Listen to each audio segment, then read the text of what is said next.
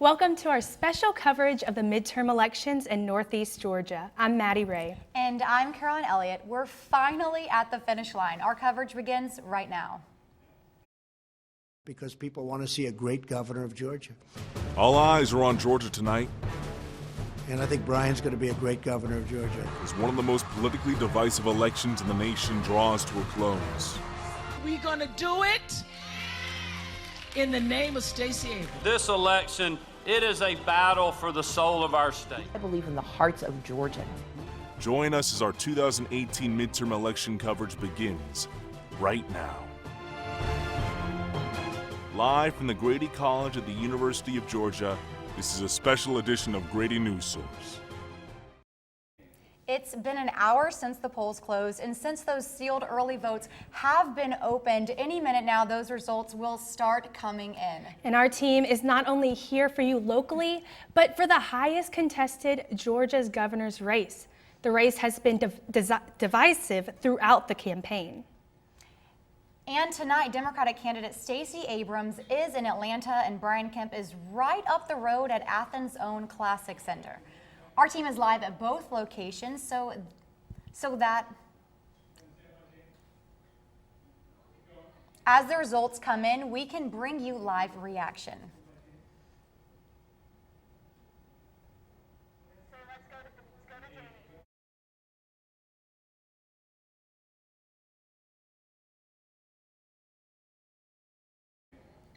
Let's go first to Grady Newsource reporter Aaron Valley, who is live at the Classic Center with Kemp's campaign. Aaron, tell us what you're seeing right now.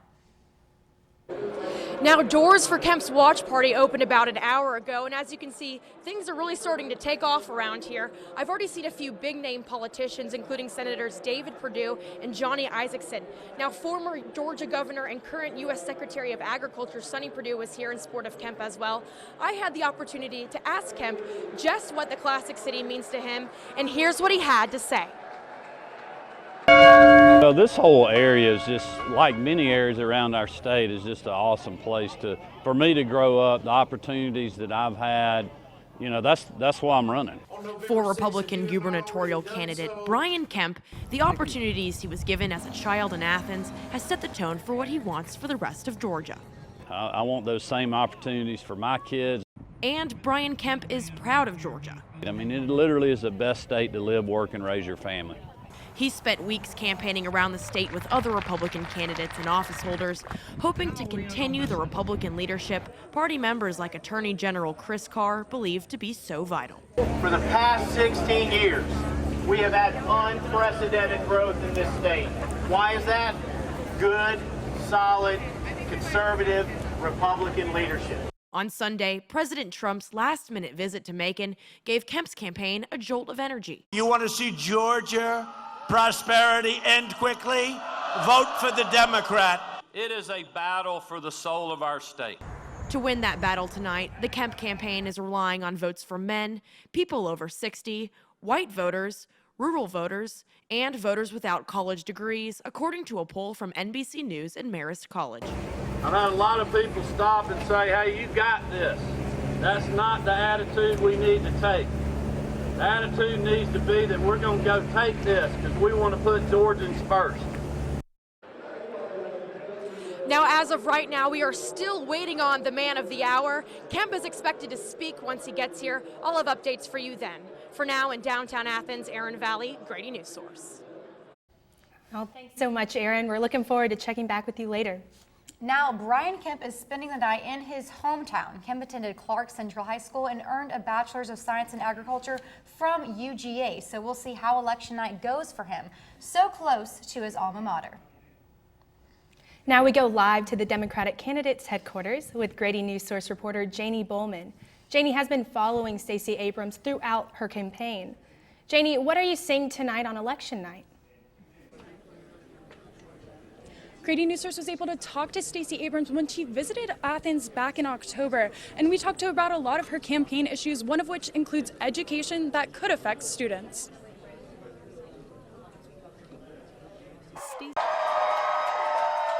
Stacey Abrams, the Democratic gubernatorial candidate, was surprised by her own turnout for an event just a few weeks ago in Athens.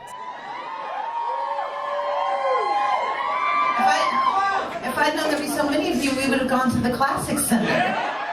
This election has even surprised Thomas Moore, political director for the UGA Young Democrats and president-elect of the College Democrats of Georgia. It's incredible seeing so many college students so energized by this campaign in a way that I've never seen college students energized by a campaign. But to many, the turnout for Abrams' Athens visit was no surprise. In fact, both events held on October 11th were packed. Moore says Abrams' stance on education appeals to young voters. One of her 3 main proposals would allow more Georgians to receive a higher education. We have to educate our children from cradle to career, making sure that from early childhood education through K through 12 to pathways to post-secondary education, we're doing our work. Abrams wants students to be able to graduate college debt-free, and she wants to provide free technical school education. If her stance on these and other issues win over enough voters, she'll make history. Abrams could become the first African-American female governor in the country. To support Abrams' campaign, Oprah Winfrey visited Atlanta last week. Former President Barack Obama was also here for Abrams. He spoke on national issues. It's bad enough spending 8 years trying to take away people's health care, and then in the final days trying to act like your Mother Teresa. As those election results come in, it could be interesting to see how those last-minute visits affected the polls. Reporting live from downtown at the Stacey Abrams Election Watch Party, I'm Janie Bowman. Back to you guys. Thank you, Janie. Can't wait to check back with you later. Abrams is originally from Mississippi, but like Kemp, she has ties to Georgia. Yeah, Abrams grew up in Atlanta and attended DeKalb County schools before attending Spelman College in Atlanta and later Yale Law School. We'll see how her night unfolds in Atlanta. Now there's a possibility that Georgia's governor's race may not end tonight. That's right. Unless one candidate can clinch 50%, we'll have a runoff on December 4th. I spoke with Ted Metz, the third-party candidate who could force a runoff. No candidate gets 50% plus 1 vote, then it goes to a runoff. A recent poll by the University of Georgia's Survey Research Center found none of the candidates are polling at 50%, which is why Libertarian candidate Ted Metz could play a big role in this election. Democratic candidate Stacey Abrams was at 46.9%. Republican candidate Brian Kemp was right behind her at 46.7%. Ted Metz was at 1.6%, and another 5% of voters were undecided. It's possible no candidate will win a majority of the vote. Majority of whom do not want the two-party system anymore. They want change. So he told me his campaign prioritized health care, education, and government transparency. Government picks winners and losers. They give special privileges. He also hopes to change the dialogue on cannabis in Georgia. Georgia is an agricultural state. Hemp is a miracle plant. Metz believes his poor standing in the polls is due to his lack of visibility. I really don't expect to win because I haven't had the media coverage. I get phone calls and emails and social media posts. It's like, I just found out that you existed. Oh my God, how come I didn't know about you before? While the governor's race is huge, there are plenty other important local races we're monitoring tonight. Let's check in now with our team across Northeast Georgia, live at locations in Athens, Clark, Oconee, and Jackson County.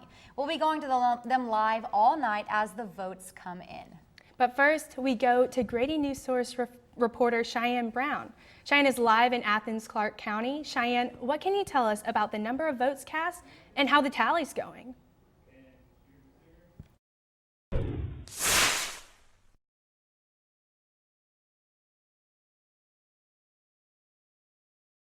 Now, we have not heard any word of those results or not much.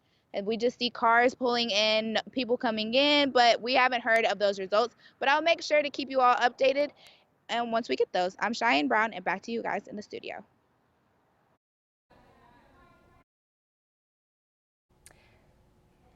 Because Athens Clark County is a unified government, its locally elected offices already took place in 2017.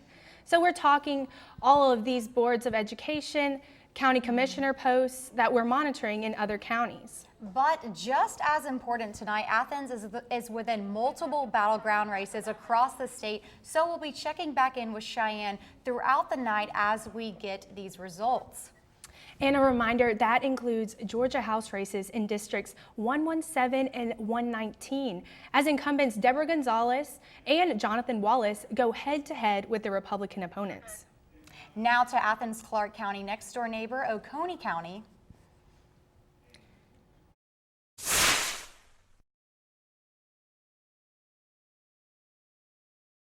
And here at the Oconee County Board of Elections, we've gotten a little bit of the early voting results in so far. 42% of the county here in Oconee County came in the office and voted early. So here's some of the numbers we have just from in-person early voting in Oconee County. Republicans so far, this is just the early voting numbers at the office, but Republicans do lead every race here in Oconee, but we still got a lot of precincts to report.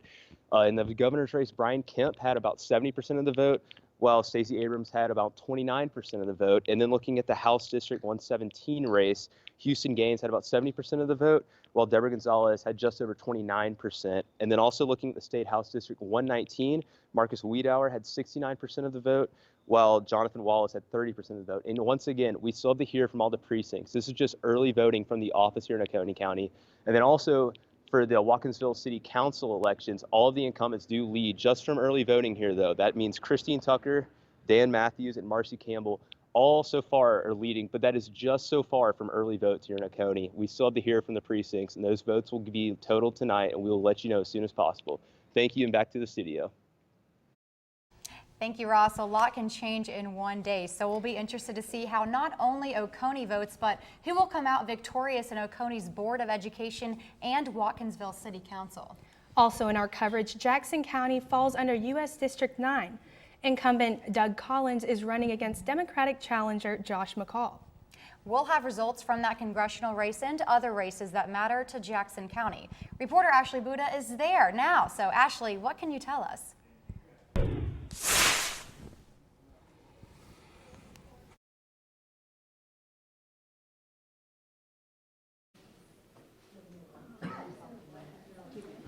That's right. I am here live in Jackson County, and behind me, these boards, these are where the election results will be posted when they come in, and we are still waiting those results. But one interesting thing here is that there was no opposition in some local races. For example, Republican Teresa Bettis, who is running for County Commissioner in District 3, and Republican Brian Kirk, who is running for County Commissioner in District 4, are both running with no Democratic opposition. And you might be wondering why that is. I talked with a UGA political science professor who told me that Jackson County, because it is mostly rural, receives a lot of Republican support. So in some cases, Democrats choose not to pool their resources in races that they don't feel like they could win. And in other cases, some Democratic candidates choose to save face, if you will, in the sense that they don't want to suffer a loss that might hurt them in their future political endeavors. So I will be here live for the remaining of the night, and just keep on checking back in with me. I will be here with your results as we get them posted. They will be posted right behind me. Back to you guys in the studio. Certainly be checking back in with you, Ashley. Thank you so much. As part of our team coverage, we also have reporters in Madison, Barrow, and Oglethorpe County. Those reporters will be calling in results to our election center as we monitor these important counties. But for now, Grady Newsource is not just keeping up with the reaction at various headquarters, we're also tracking reaction across all of our social media platforms. We go live to our digital center where Grady Newsource reporter Casey Rose is going to show us how the midterm elections are popping up on your social media feeds. Casey?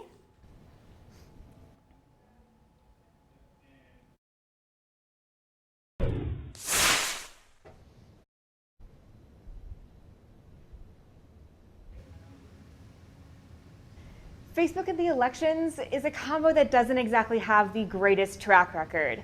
Now, the social media platform rolled out a bunch of new pieces of technology to try to increase transparency during the election cycle, but public trust isn't exactly at 100%. Some social media users took to a different platform, Twitter, to express some of the frustrations they're still having with Facebook and elections. Now, Kate is one of the first tweets we're going to look at. And she says that self-care is not opening Facebook once on election day. Another frustrated tweeter compares Facebook on election day to everyone being a racist uncle. Now, even though Facebook doesn't have the greatest track record, it's still super important to candidates trying to push out their platforms during election seasons. So we're going to take a look at the engagement rate for Georgia gubernatorial candidates' Facebook pages. Now, engagement is basically how often someone is interacting with one of your social media posts. So if we look at this graph that is going to pull up here in a second, we can see the engagement rate for the different Georgia gubernatorial candidates. Leading the pack is Stacey Abrams with 280,500 engagements on her social media posts over the last 7 days. Coming in second, we have Republican candidate Brian Kemp with 242,600 engagements. And then coming in last, we have Ted Metz with 7,500. Now, like I said, Facebook is super important for these candidates pushing out their messages, but there's so much more to the digital story of this election, and I will have more for you later. Thanks, Casey. Be sure to let us know your reaction on social media platforms as the election results come in. And while you tweet us your reactions, we have Kristen Berry live with our Grady Newsource expert panel.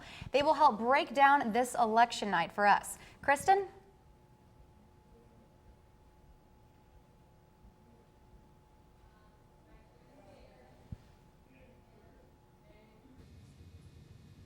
Good evening. My name is Kristen Rary, and tonight I am joined by Dr. Charles Bullock, Mocha Jasmine Johnson, and Joseph Watson here, hosting a live expert panel. And the first question I want to ask you is, well, what happens when a debate as close to Sunday's debate is canceled? What kind of message does that send to viewers at home?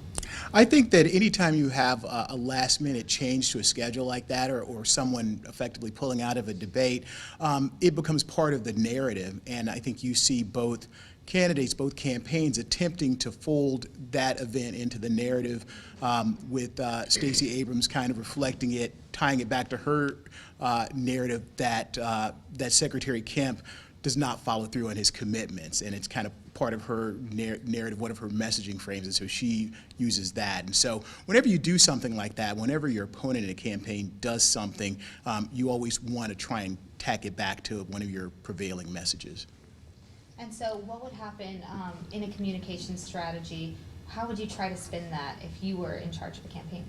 So I think I think you do what the Kemp campaign effectively did, which is you lay out the facts and say, look, we offered other dates, we offered alternative arrangements, and this is just something that we couldn't move, and so we still want to debate. So you want to re-emphasize that you wanted to have that debate, and it was just a matter of a scheduling issue, and those things do happen in campaigns. What kind of impact would the economic impact of each candidate have on Georgia as a whole, of their policies? Does that make sense? Well, if Stacey Abrams becomes governor, one of the things she's going to try to do is to expand coverage with Medicaid. Problem with trying to do that, though, is that she cannot do that unilaterally. That requires action by the state legislature. Whoever the governor is, they can have not complete control, but they have huge control over the budget. The governor sets the maximum size of the budget with the governor's revenue estimate. Now, you can move money around underneath that, the legislature can, but they can't go above that. And so what would each candidate mean for Athens as a whole? What kind of impact would the election? Well, and if it's Brian Kemp, he's a hometown boy, and so probably the legislature will do a bit better in terms of getting money to come into this community. Governors do that. They direct money to it. Think about when Sonny Perdue was governor, lots more money went down into Houston County. I would love to get back into this more in just a few minutes when we come back to our live election panel. Thanks to our panel and to you, Kristen. We're going to be checking in with our panel throughout the night to get their insight and expertise. Now, we're very interested in how the state of Georgia will turn out at the end of the night. But the midterm elections spread much further than just in the Peach State. That's right, Maddie. Beyond our gubernatorial race, the nation also has its eyes on races in Texas and Florida. To tell us more, we have Grady Newsource reporter Sydney Shadricks live in our National Results Center.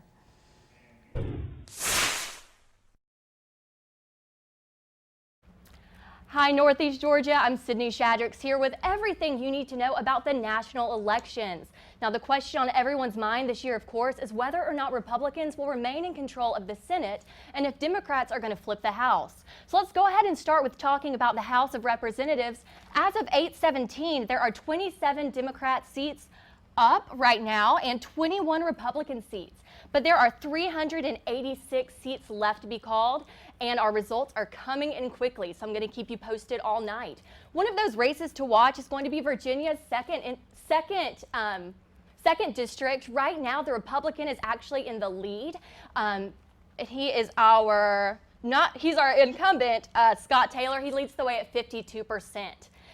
So that's for our House of Representatives. For the Senate, of course, the Republicans are in control, and our polls show us that the Republicans will probably remain in control, but one of those races that we're going to need to watch is Indiana. Indiana right now is looking like the Democratic incumbent is actually not leading the way. Right now, our Republican is leading the way for Indiana at 56.3% ahead of Joe Donnelly, who is the Democratic candidate.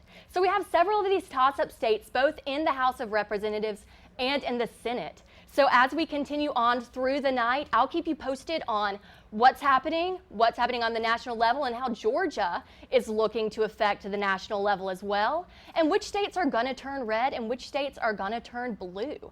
But like I said, those results are coming in quickly, so we will try to inform you once every hour and report those results as we get them. That's right, Sydney. They're coming in very quickly. In fact, we have our first results coming up right after the break. So we drowned the fire, stirred it, drowned it again, and now just feel if it's cold. Yeah. Cool.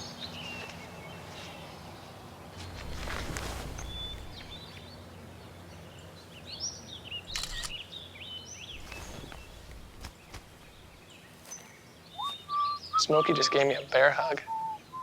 I know. I already posted it. Take a look under your bed. Find stuff under there? What about jobs? No? Now try your closet. Still no jobs? Just more stuff? Well, you really have both. See, stuff is defined as household articles considered as a group. Sometimes this stuff is no longer needed. Wait, no longer needed? That can't be right. Because remember those jobs you were looking for? Those are really needed. And they're the stuff inside your stuff. Our job is to unlock those jobs.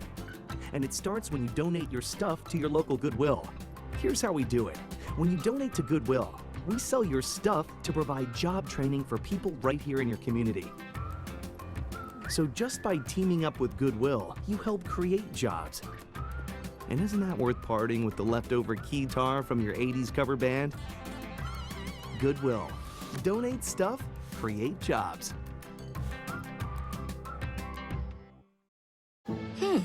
Maybe you can make retirement happen. After all, you made this vacation happen. Double points with every purchase? Cleverly merging promotions. Love it. Cross-referencing travel sites. And booking all your flights with those... Vouchers. I got us bumped. They were like, oh. But now they're like... Aloha.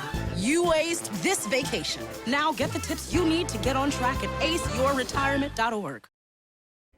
Let's check some statewide election results. For Georgia's most watched race, the governor's race right now, it looks like Kemp is ahead at 65% and Stacey Abrams is at 35%. And for Georgia's lieutenant governor race, we have Republican candidate Jeff Duncan polling at 66% and Democratic candidate Amico at 34%. For Georgia's attorney general race, Chris Carr, the Republican candidate, is at 65% right now, and Charlie Bailey is at 35%. And for Georgia's Secretary of State race, we have Raffensperger at 63% and John Barrow at 36%. And And as far as the Georgia's Commissioner of Agriculture, 4% precincts have been reporting, and for Black, the Republican candidate, he is at 65%, and for Swan, 35%. And for Georgia's Commissioner of Insurance, we have Beck at 65%, Laws at 33%, and Foster at 2%. Now again, this is just 4% of the precincts are reporting right now, and for Georgia's Commissioner of Labor, Butler is at 64%, the Republican candidate, and Keatley, the Democrat, is at 36%. In Georgia's state superintendent race, we have Woods at 66%, Thornton at 34%, and Roll at 0% right now. And for the state Senate District 46, Cowsert is at 71% and Hillard at 29%.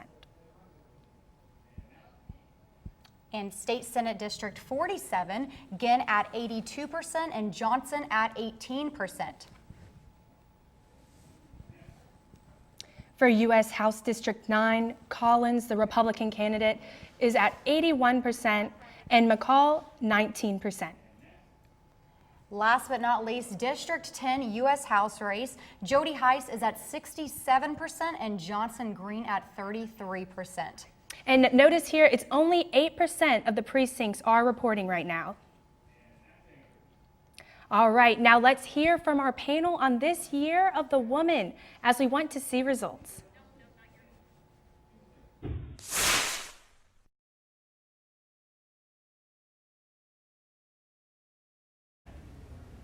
So with just 4% of precincts reporting, we now know that Kemp is ahead. So tell me, what does that mean? Well, not a whole lot. I mean, it's not a random sample of the state. You know, usually the precincts, counties that come in first tend to be small rural ones because they can count their votes a lot quicker. And everyone expects he's going to do well in the rural areas. I mean, that's where he spent most of his time. So this is kind of to be expected. So that was part of his campaign strategy, was going to the rural parts of Georgia first, right? Mm-hmm. Yeah, sure, really consolidating your base, and if your base is rural, you want to make sure that that's showing up. So what would the campaign strategy be behind that then? Just knowing that is he not going to do well in Atlanta and he was predicting that, or? Yeah, I mean, the metro Atlanta area has been voting Democratic and overwhelmingly Democratic in both 2014 and 2016. And there are 9 counties in metro Atlanta which are now blue counties. But you get out in the rural parts of the state and it's a sea of red. You know? It's still red. It's the small towns, you know, where the farmers and different people that work, you know, I think he targeted those areas first because they're the smaller concentrated areas. But as far as the lands of the city, that's more diverse. Mm-hmm. You know, that's my opinion of why he would go around in the smaller areas, because they're definitely red. Atlanta is like popping with the blue, and Athens and different places like that. So the smaller areas are still red. So would we expect to see any support from Abrams for Abrams in those rural areas, or is that pretty much hands off? She'll get some votes, yeah, right. Mm-hmm. But I mean, other than those counties, I mean, there are some rural counties where she will do well, and that's, you know, with the traditional black belt areas with very high concentrations of African Americans, she'll carry a number of those counties. Mm-hmm. But when you look at the entirety of rural Georgia, and you get up like into the mountains, you know, right, those rural counties up there, Hillary Clinton couldn't get 10% of the vote in some of those mountain counties. So historically, is this what's expected? Is this the timeline that you would see typically? Yeah. Yeah, it's normal. So what kind of message does this send to early voters? Are people getting excited when they see these numbers, but they don't realize typically that it could change?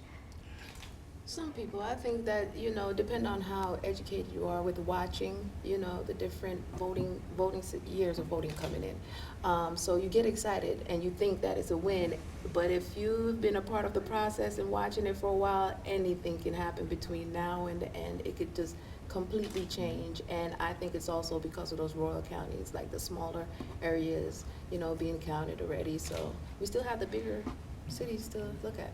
And keep in mind too, that the very first time that Brian Kemp ran statewide, it was for Ag Commissioner. He lost that contest. But again, you know, he made contacts back then, and undoubtedly he's had people who've been on his side working in those communities now for a dozen years.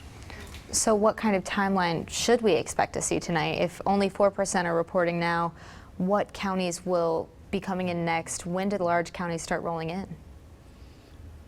Much later, especially when you've got as many votes as there have been cast this year, yeah. And usually Fulton County is about the last. Several years ago, Albany, Dougherty County, and Columbus, Muskogee were fairly late coming in. But the big counties, it just takes you a lot longer to get the votes counted because you've got literally hundreds of thousands of people. Yeah, more people. All right, well, next time you talk to us, we will hear more about what these politicians did to get the votes that they have. And it might be a long night ahead of us before we start getting answers. We're still waiting on early results from Georgia House District 117 and 119 here in Athens. Right, but that's very interesting, especially with the rural votes coming in. I know Stacey Abrams, throughout her campaign, made a huge effort to get out to those rural counties, especially I know she traveled to Statesboro and even Valdosta, places like that. So soon we are going to see some results that we've been waiting for. We check back in with our team next. Hi, I'm Peter, and there's nothing I love more than sharing vegetables with my friends. Come on in. Help yourself to anything. That's why we give our food the utmost respect it deserves. Did you know there are simple steps we can all take to help save food? You can cook it, store it, even share it. Just don't waste it. Because when it comes to food, better ate than never. To learn more, visit SaveTheFood.com. You think getting dumped by text is harsh? Try getting dumped by a tennis ball. My ex-owner drove me out to the woods, yelled fetch, and by the time I brought the ball back, he was gone. Yeah, I was pissed. But the folks at the shelter helped me let go of my anger. I learned coping skills, like taking it to the hole. Boom! Now I'm ready to fetch again. But how about I throw and you run and get it?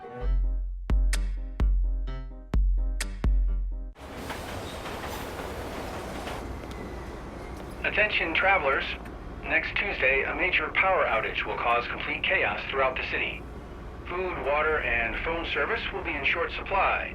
There will likely be panic citywide. Stand clear of the closing doors, please. Disasters don't plan ahead. You can. Talk to your loved ones about how you're going to be ready in an emergency. Don't wait. Communicate.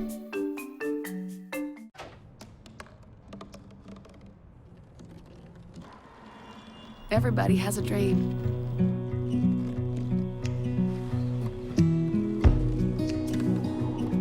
Mine was to see the ocean. And with a little help, I made it.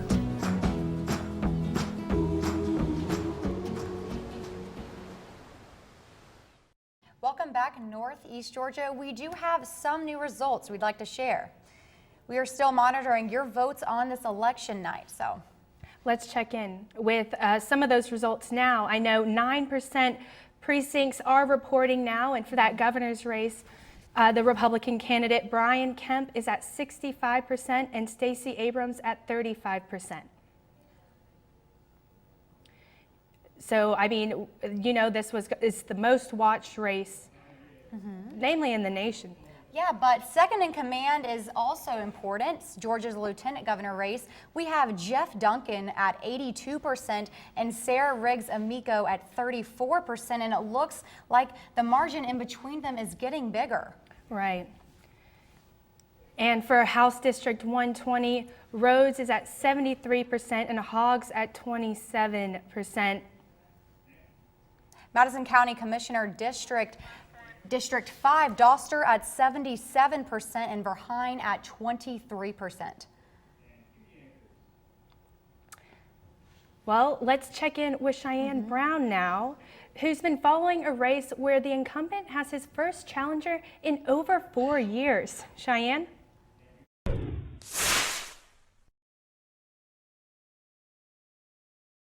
Green is a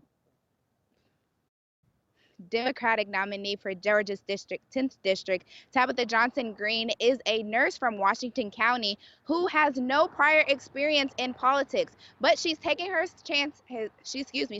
chances up against Congressman Jody Hice to see if her qualifications as a nurse is enough to represent her district. Georgia's gubernatorial election isn't the only race worth keeping an eye on. Congressman Jody Hice, representative for Georgia's 10th Congressional District, might have a bit of a challenge this election. For over 20 years, Georgia's 10th Congressional District has been represented by a Republican. Tabitha Johnson Green, the Democratic nominee, is looking to break that tradition and flip the district. Republican Congressman Jody Hice was first elected to represent the 10th Congressional District in 2014. He has held positions on the House Armed Services Committee, House Oversight and Government Reform Committee, and the House Natural Resources Committee. In a recent appearance in Watkinsville, Hice said that the time has come to stop the Democratic Party, as the party is favored to regain control of the House of Representatives on November 6. Hice won the Republican primary with 78.9% of the vote. Johnson Green won the Democratic primary with 50.2%. Johnson Green is a registered nurse and a self-described business owner. The Washington County native has no prior political experience, but says she understands the struggle of everyday people. Green says if she wins the election, she will advocate for Medicare for all, mandatory background checks on all gun purchases, and tuition-free public universities and colleges. I'm Cheyenne Brown with Grady Newsource. And for District 10, Jody Hice is the incumbent in this equation. So it's interesting to see how this will unfold throughout the night. Yes, especially with all this early voting that happened. I think for a midterm election, the turnout was incredible. Across the nation, it was 36 million people early voted this year. Wow. So now we're going to check in with Ross Kroll.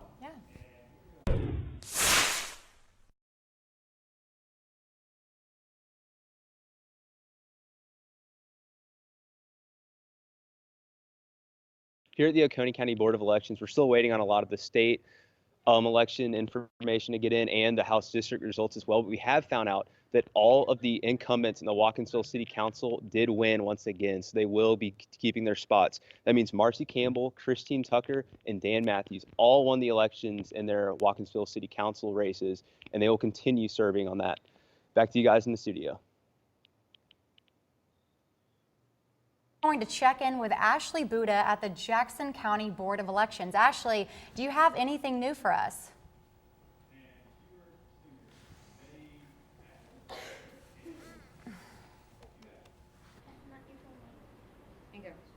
Now, I just caught up with the Jackson County Sheriff Janice Mangum, and Captain Smith, and I asked them about election security. They told me that today, deputies have been in and out of polling locations all day, and no issues have been reported. Sheriff Mangum told me that she doesn't recall any security issues during early voting either. And I'm happy to report that they said this is the norm, that in the past there have been no major security issues, at least brought to their attention, and Captain Smith told me they're very fortunate here because of that. So now back to you guys in the studio, but before we get back to you guys in the studio, I prepared a package to help explain Amendment 3, the so-called timber tax, and here's what I found out. Agricultural lands are abundant in Jackson County. Amendment 3 on the midterm ballot would impact forest land, among other things. Let's break down what a yes vote would mean. First, you need to understand a little history. Land, for the most part, is taxed based on its market value. Forest land, however, is taxed at a lower rate. So counties with a lot of forest land don't get as much tax revenue. The state sends money to local school boards and county governments to make up for what they are not collecting in taxes from forest land. The amendment would allow local governments to be reimbursed at rates closer to a property's current value. Some counties will benefit from this, others won't. Another big change concerns what amount of land is required to receive tax breaks. This amount would drop from 200 acres to 50 acres. This map shows Jackson County's 2025 land use plan.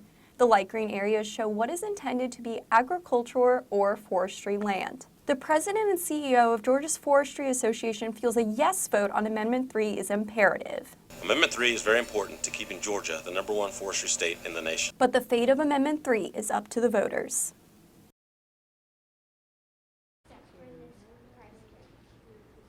Now, with all that information, I also found out that if the amendment is approved, it would create uniformity in how land is assessed. So there would be one governing body to assess how all that land is taxed instead of having each county do this on their own accord. So essentially, it would become a state issue, not a local issue. Back to you guys in the studio. An update on your governor's race after the break.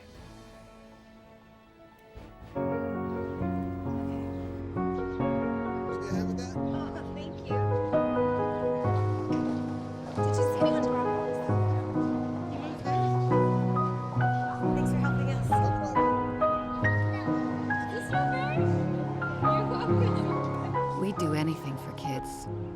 Yet 1 in 6 children in the U.S. struggle with hunger. Help end childhood hunger near you. Learn how at feedingamerica.org.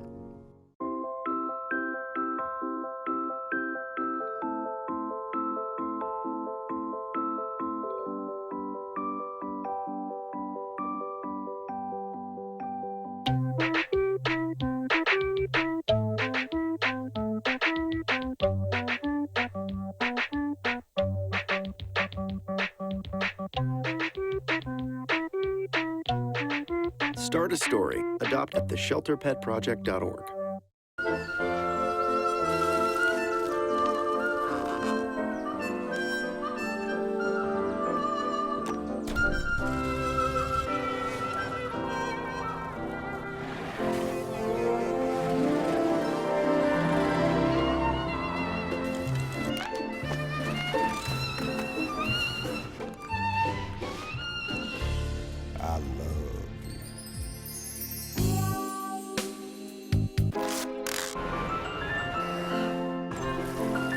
Can we get strawberries? Okay.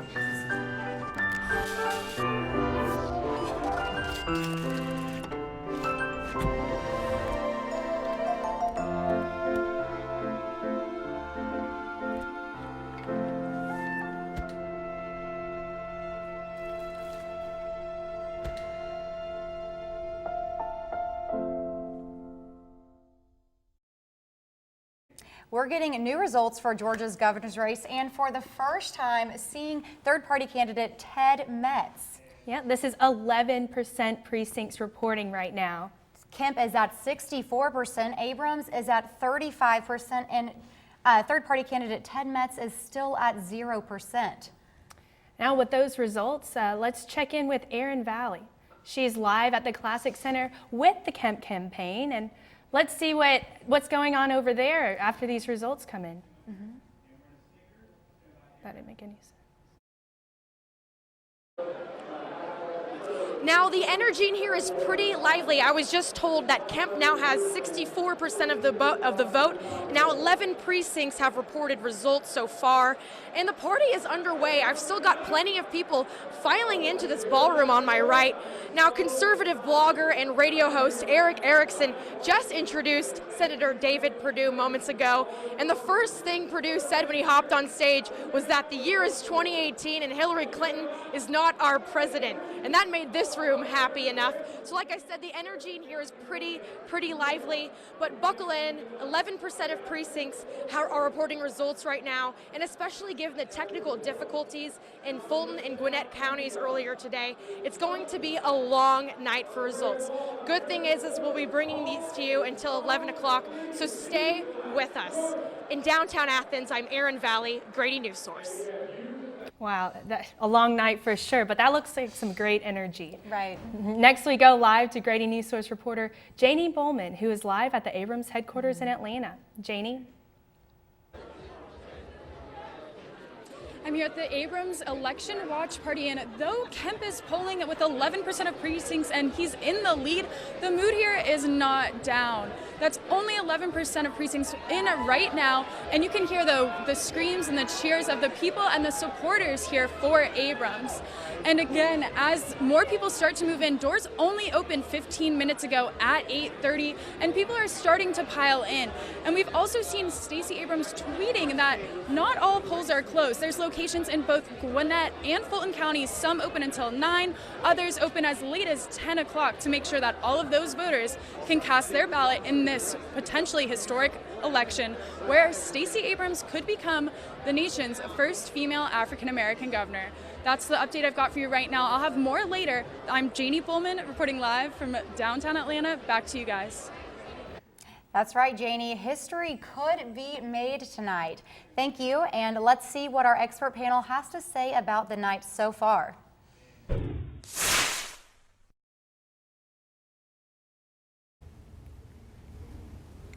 Welcome back. I want to move the conversation to campaign advertising and ask what kind of message and what impact do advertisements that campaigns send out attacking the other side actually have on a race? Well, what's interesting about negative ads, and negative ads have been around for a very long time, is that they obviously are designed to drive up the unfavorables for the candidate that they're targeted at, and so they do have that effect. The challenge is that they can also drive up the negatives of the candidate that's producing them too, and so it's always a calculated risk when you run negative ads. You hope that it has a more negative effect on your opponent than it does on yourself, but they are net effective in most contexts, and that's why people go back to using them. But in certain contexts with certain issues, and I think you've seen a lot of issues this cycle that I think they may actually have an unintended consequence, and so we'll wait tonight to see if that comes true. Historically, have we ever seen a case when a negative ad has harmed a candidate? I'm sure there are.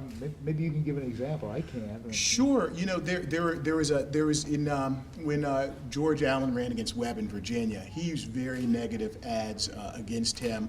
You also saw more recently Hillary Clinton running very negative ads against the president, and ultimately it resulted in both of the candidates losing. Well, thank you so much for that. We will be back shortly. As part of Brian Kemp's campaign ads, he's really aligned himself with President Trump in regards to issues like immigration. Oh, right, for sure. Thanks so once again to our expert panel and Kristen. We'll hear from them again later as the results tonight continue to shape the state of Georgia. Big races developing tonight in our state and beyond. Sydney Shadrax is monitoring major battleground states. Sydney?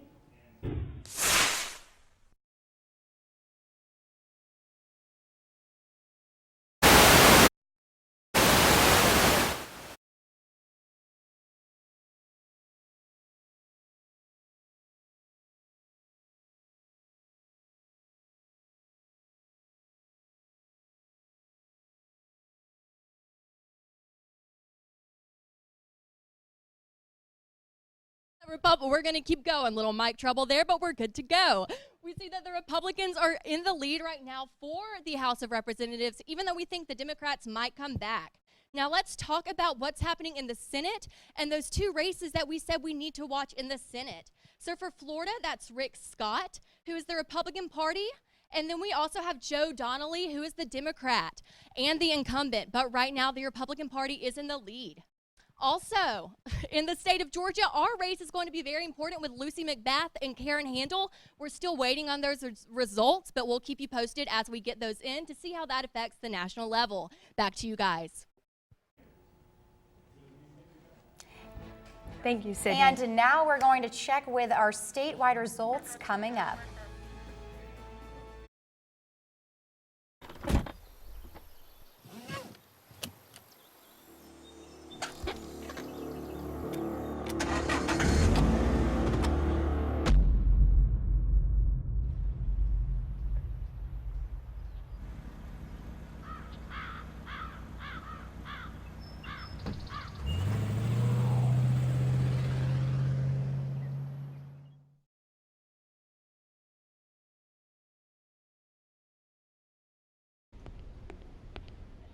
Can I tell you a cat joke?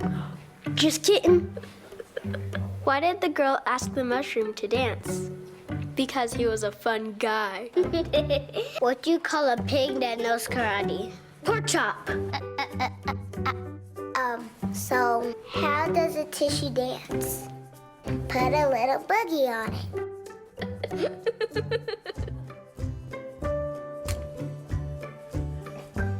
Hamilton was adopted from a rescue in 2008. He really likes to be around people. And as soon as I start to make my breakfast, Hamilton is right there. I get out my mat and I'm doing a downward dog and he's underneath. He's quite the pug about town. He gets invited to a lot of parties. He knows he's a pretty big deal. I mean, look at this little face. How could you not love him?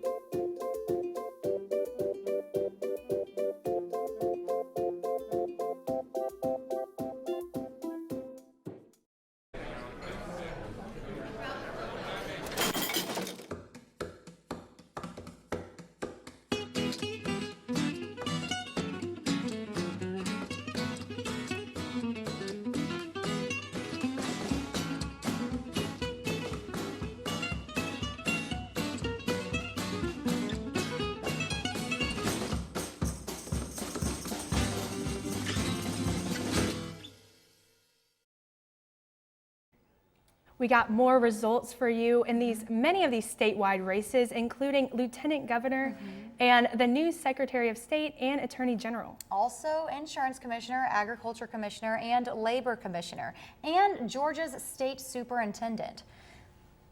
Now, one of the biggest concerns of voters is whether their ballots will actually be counted. But before we get to that, let's check on some of these results. So for Georgia's Secretary of State rates, it looks like 14% of precincts are reporting that Raffensperger is at 58%, Barrows at 41%, and the Libertarian candidate Duvall is at 1%. For U.S. House District 9, Collins is at 81% and McCall at 19%. For U.S. District 10, it looks like Jody Heiss is at 64% right now and Johnson Green at 36%. And Oglethorpe County Commissioner District 5, Norman at 80% and Coudon at 20%. Now, one of the biggest concerns again is whether voters' ballots will actually be counted. But Athens-Clarke County officials told Grady Newsource reporter Sydney Shadricks that voter fraud is not an issue. A quick Google search for voter fraud will bring you about 38 million results. Some sites call it a myth and others cite warnings to take it more seriously. Director of Elections and Voter Registration Charlotte Sosby explains what it means to voters in Athens-Clarke County. Well, to us, that's anybody who knowingly makes falsification, give any kind of falsified information on a voter registration form, a voter certificate. Again, knowingly, that we consider that fraud. The U.S. government places federal election crimes into 3 broad categories, including voter fraud and voter registration, such as when a vote is illegally cast in the name of a dead person or someone who's moved. But Sosby says that they have measures in place in Georgia to keep that from occurring. We try to do everything we can possible so that there aren't any cases of voter fraud, but things happen. Again, sometimes it's knowingly and sometimes it's not knowing. But the ones that's not knowing, we want to educate. But the ones who are knowingly, then of course, there are precautions and consequences. And although she isn't aware of any cases in Athens-Clarke County, she says they are always keeping an eye out to ensure that Election Day runs as smoothly as possible. But we try to deal with them as we can, again, hoping that we tackle that, and then if there is, we want to make sure that it's covered prior to Election Day. Sydney Shadricks, Grady Newsource. Thank you, Sydney. And Sosby says if they find that there has been a voter fraud case, it could end with a fine or imprisonment. But before that, we have another result update for you for the governor's race. So the Athens native Brian Kemp is at 59% right now, while Stacey Abrams is at 40%, and the Libertarian Ted Metz is at 1% now. It looks like Abrams is edging closer to Kemp. Right, with 18% precincts reported. Now we'll have more results as they keep rolling in after the break. Are your children in the right car seat for their age and size? Is the seat supposed to be forward-facing or rear-facing? Did they move to a booster seat too soon? It may be too late to check when you're on the road. Fortunately, you're on the couch. Car crashes are a leading killer of children 1 to 13. Don't think you know. Know you know.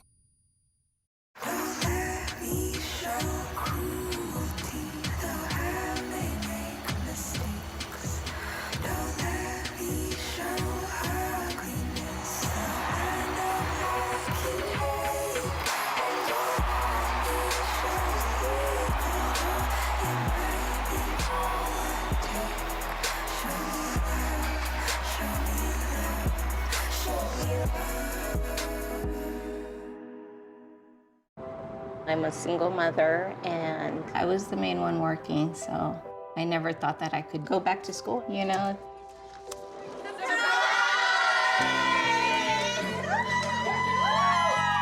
My sister, my mother, everybody wanted to help me with my kids.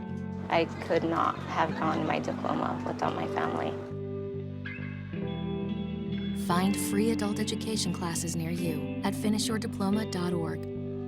It's a beautiful day out here. Sunny today with light breezes, giving way to clouds in the afternoon.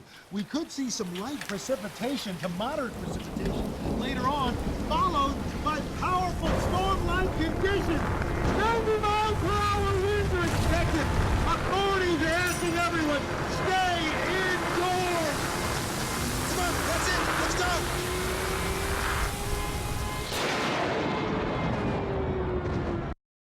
So we're now reaching 9 o'clock on November 6th, and social media is definitely heating up this election night.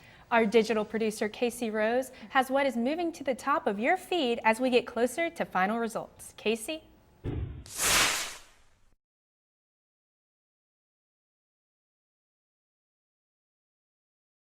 Only be in so many places at once. So the best way to keep up with up-to-the-minute results for election and state races is on the Grady Newsource website and on our digital platforms. Now here I have pulled up the Grady Newsource website. Right here on the homepage, you will see a graphic for our results center. Click on that and it's going to take you to a spreadsheet with precincts reporting which candidates are in the lead and so much more. You can see that spreadsheet, just a little bit of what we know so far listed here on the website.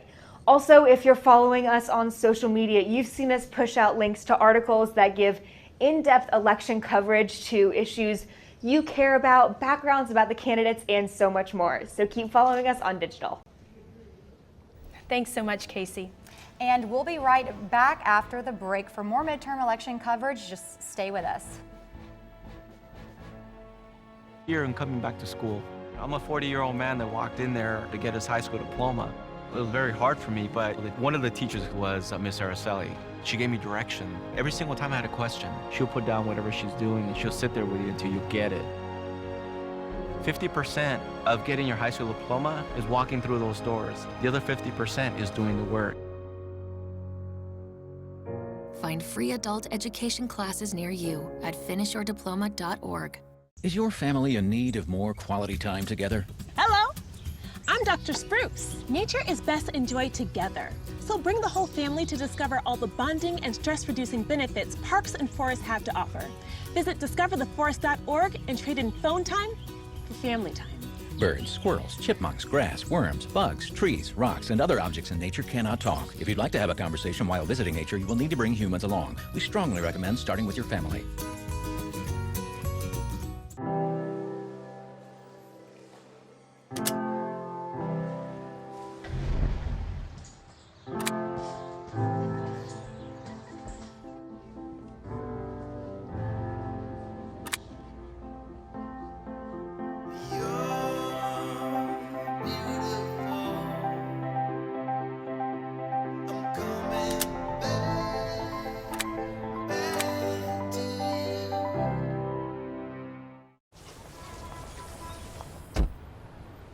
La la la la la, I love you so. I love you, I love you. La la la la, la la la la la la la.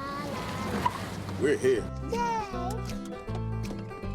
It's a short drive from your neighborhood to your naturehood. To find a neighborhood park or green space near you, visit discovertheforest.org.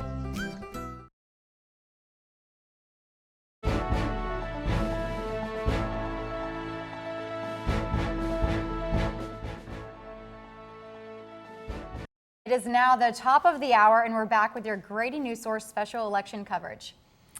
I'm Maddie Ray.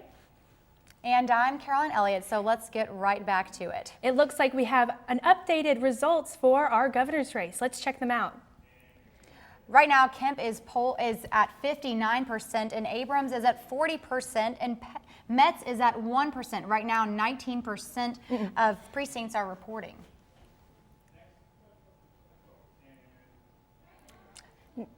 Now let's check in with Erin Valley, who is at Kemp's headquarters right now. Let's see what's going on. Of precincts reporting, and Kemp is at 59% of the vote. Now, as for inside here, it's getting pretty packed. These folks behind me are pretty much shoulder to shoulder, and they're waiting for Nathan Deal to speak, and he comes on at 9:05, so we're waiting for that to happen. Now, when I was following Kemp around on his Road to Victory bus tour, there was one thing that him and his team stressed over and over again, and that is his belief that this state has thrived and prospered over the last 16 years because of solid conservative leadership. Now, they're hoping to put up a red wall tonight and stop that blue wave from coming through. In downtown Athens, I'm Erin Valley, Grady Newsource. Thank you, Erin. And now let's go to the opposite party with Janie Bowman, who is at Stacey Abrams' headquarters in Atlanta. Janie, what can you tell us right now as results are coming in?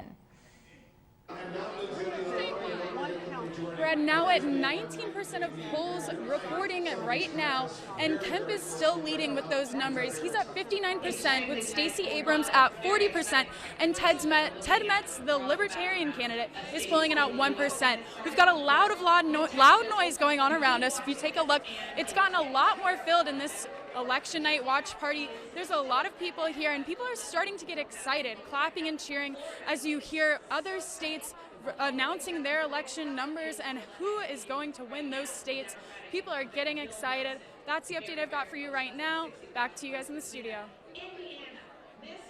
Thank you, Janie. It looks like we have 10 more result updates for you. Right now, it looks like for the governor's race, Kemp is still at 59% and Abrams is still at 40%. Metz is at 1%, and right now 19% of precincts are reporting. For Georgia lieutenant governor's race, Duncan is at 60% and Amico at 40%. It looks like she's edging up a little closer. Right. 18% precincts are reporting now. In Georgia's attorney general race, incumbent Carr is at 60% and Charlie Bailey is at 40%. It looks like he's edging up as well. Right now, 18% of precincts are reporting. For Georgia's Secretary of State race, Roethlisberger is at 58%, Barrow at 41%, and Duvall at 1%. Georgia's Commissioner of Agriculture, we have Black at 60% and Swan right now at 39%. We still have a long way to go. Only 19% precincts are reporting. But for the Commissioner of Insurance race right now, Beck is leading the polls at 49%, Laws at 39%, and Foster, the Libertarian candidate, at 2%. Georgia's Commissioner of Labor, Butler at 61% and Keatley at 39% right now. For U.S. House District 9, Collins is at 81% and McCall 19%. More votes are coming in, but these results haven't changed that much. U.S. House District 10, our last result for now, we have Jody Heiss at 65% and Johnson at 35%. Let's check back in with Cheyenne Brown at the Athens-Clarke County Board of Elections. Cheyenne, what are you seeing?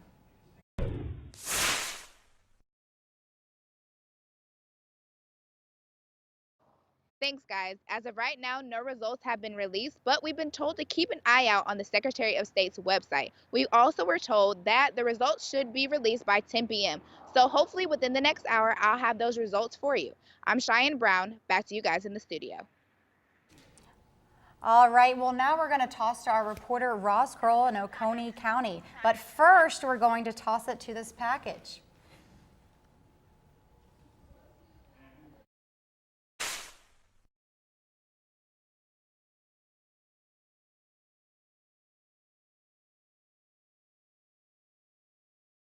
Oconee traditionally is a Republican county, while Clark County is Democratic. In the 2016 presidential election, over 2/3 of the votes in Oconee were for Donald Trump, while over 2/3 of the votes in Clark were for Hillary Clinton. The contrast was also evident in the Senate race that year and in the primary election earlier this year. Athens is like the blue donut, or the blue donut hole surrounded by red counties, and of course Oconee is probably one of the reddest. Athens Mayor Nancy Denson has held a seat in Clark County government since 1979 and says the political climate gets more divided each year. I don't see it as Democrat-Republican. A lot of voters do. I mean, the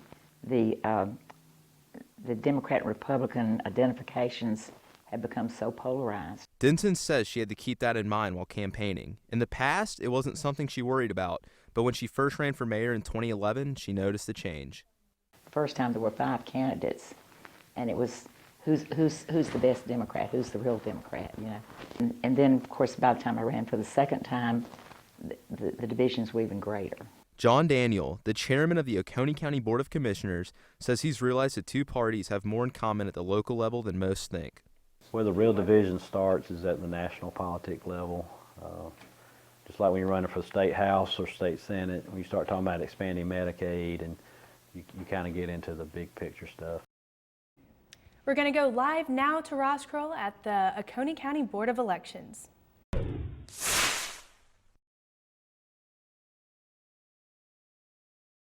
And here in Oconee County, all the precincts have reported except for Malcolm Bridge, which should be coming in pretty soon, but 68.64% of registered voters have their votes have been casted, and there have been a lot of Republican votes recorded tonight in Oconee County. In the House District 117 race, Houston Gaines leads Deborah Gonzalez here in Oconee County 69% to 30% for Gonzalez, and in the House 119 district race, Wiedauer is at 71%, while Wallace is at 28.4%. So another 2 Republicans leading there. And then once again in the governor's race, Brian Kemp is up 70.55% over Stacey Abrams at 28.27%. Thank you, and back to you guys in the studio. Wow, and those are 2 Republicans that are ahead in of Democratic incumbents right now. Wow. So we now go live to Casey Rose in our digital center. Casey, what are you seeing across your social media platforms?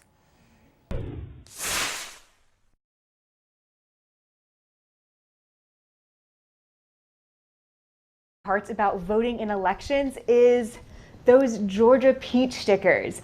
Now, voters here in Northeast Georgia are showing off those stickers that they got while fulfilling their civic duty. One of those people that we're going to look at is Friendly Yon. Now, she's posting a picture with her voting sticker and also bragging about the fact that she and her mom got to vote. Another more interesting tweet that we see is from Random Fandom. These are some pretty interesting expressions for people who just voted, but they're posting with their stickers all the same. Now, I've only been eligible to vote in 2 elections so far, but both of those stickers are sitting loud and proud on my desk at home. But getting the peach sticker means something different for people who have never voted before. One of those people in Athens is Anna Sturley. Now, she posted this picture with the caption, "First time voting in the peach state." And Grady Newsource talked to some other students who voted for the first time and got that peach sticker. That story is posted on the Grady Newsource website under Election 2018, so make sure you check it out. Thanks, Casey. We're going to be going back and checking with our digital center as the night goes on. But now we go live to Kristen Berry and our expert panel to hear more about this historic election.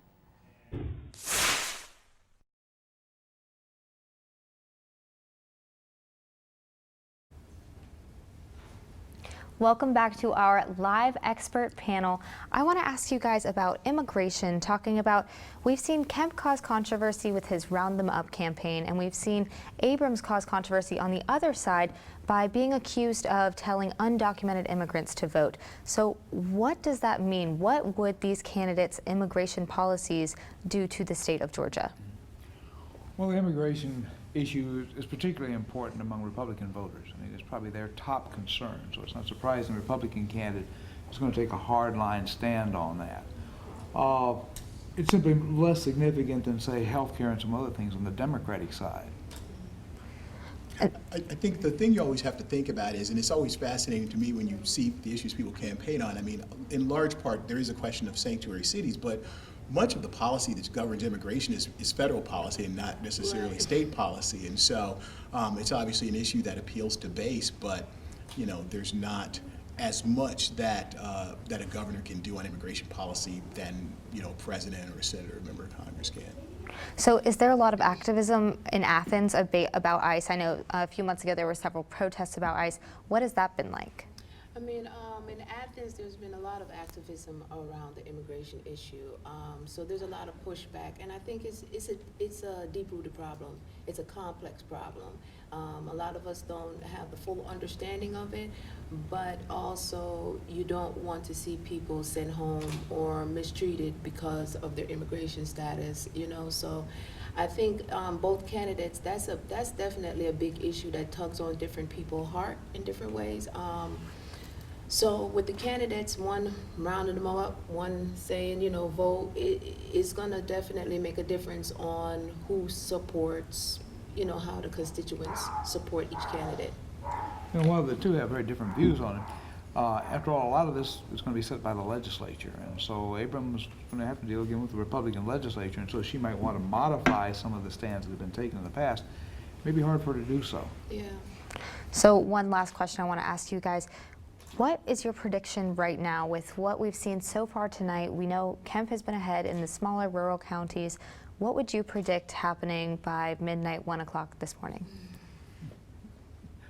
I think we may still be watching to see. I'm not sure it's going to be resolved at that point. I think, you know, any one of the three possibilities. You know, Abrams wins, Kemp wins, we go to a runoff. I think any of these it's a realistic possibility. I mean, that's kind of difficult right now because I'm going to go to sleep and I'm going to wake up and hope in the morning everything is okay. But I think there might be a runoff. I just think there might be, but we'll see. We'll see what happens. And can you guys explain what a runoff would entail as far as campaigning? Oh boy, that would take, what, another 4 weeks of campaigning, going back out there. I don't want to speak it into existence, but you know, I mean, that's how, you know, a lot of people are sitting in the street. That's what they're saying. It's going to be a runoff, you know, and just looking at the numbers and how close they are. And to my understanding, they have to have 50. One person has to have 51%. And if they don't hold that 50, yeah, so yeah, 50 plus 1. And we would become the center of the political universe. This would be the only thing that will be happening. Right now. now. This, and so we think we've got a lot of attention so far. Everybody would be looking at this at that point. All the money would be coming in here. So what kind of strategies would we expect to see then? The main thing you try to do in a runoff is to get the people who voted for you in the previous election to come back, because usually there's a decline in participation. Yes. So if you could get everybody who voted for you the first round to vote for you the second round, you win, probably. Yeah, I mean, we saw this with Georgia 6, you know, and that open seat. And I mean, so you have to do it and do it all over again, and so that means more advertising and more campaigning. Yeah. All right, well, thank you so much. We will be back soon with another live hit. Thank you again to our expert panel for helping us break down these results. Now we're going to take a look at what's happening around the country. We go live to Sydney Shadricks in our National Results Center. Sydney?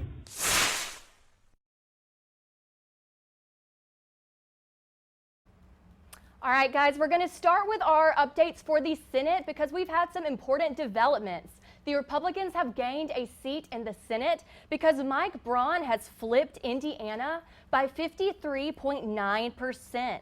Like I said, the Senate is predicted to still be controlled by the Republicans, but that is very interesting that Indiana was flipped, like I said, by Mike Braun at 53.9%.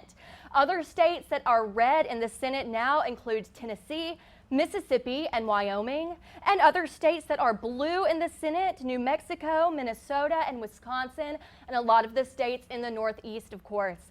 Now, looking back at our House of Representatives, you can see that the Republicans are still leading the way, which goes against kind of what we've heard of what we think is going to happen. So let's talk about that breakdown there. Right now, the Democrats are at 48, the Republicans are at 57, and we still have 330 seats left to go. This is also important as far as the House of Representatives go. Kentucky's 6th District held on by Andy Barr at 50.9%. That's the Republican incumbent, Andy Barr. Just hardly held on to that Republican state at 50.9%. Now, Virginia's 7th District is another one that can be flipped. And right now, it's looking like there's a pretty good chance. Dave Bratt, the Republican incumbent, is at 49.3%, and our Democrat candidate, Abigail Spanberger, is at 49.5%. That's 0.2% difference. So we're going to keep you all updated there as the Virginia 7th District results keep coming in. Like I said, make sure to tune in here so that you can see how these state races are affecting us nationally. We're going to keep having our House of Representatives graph up here to see if the Democrats do indeed flip the House of Representatives. And like I said, we'll keep you posted on these Senate races as well as they become available. Back to you guys. Thank you, Sydney. We know you'll stay on top of that one for us. Stick with us and we'll have more results coming up.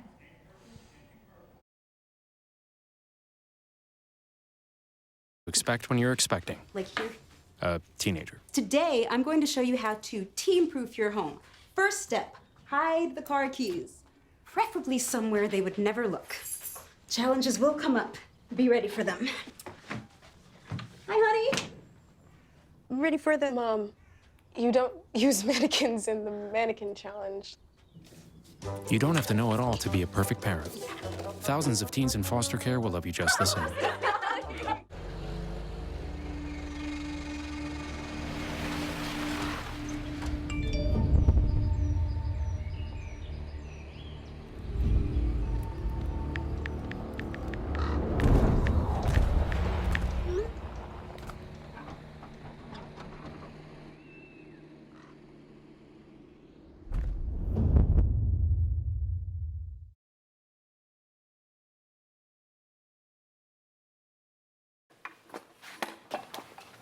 Did you hear about the pony with a sore throat?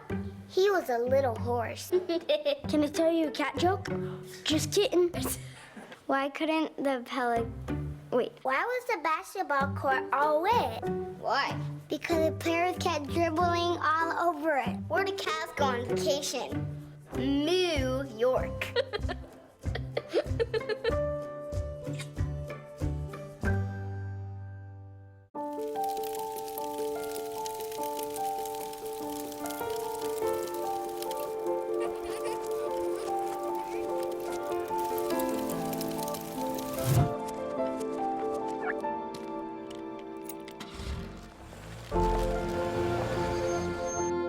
Did you know parking over tall, dry grass can spark a wildfire? Only you can prevent wildfires. So welcome back, and we do have some new results for you. Right now, roughly 30% of the governor's race of the precincts are reported. Right now, Kemp is at 61%, Abrams is at 38%, and Metz is at 1%. And this is 29% of the precincts reporting. So for Georgia's lieutenant governor's race, Duncan is at 62% and Amico at 38%.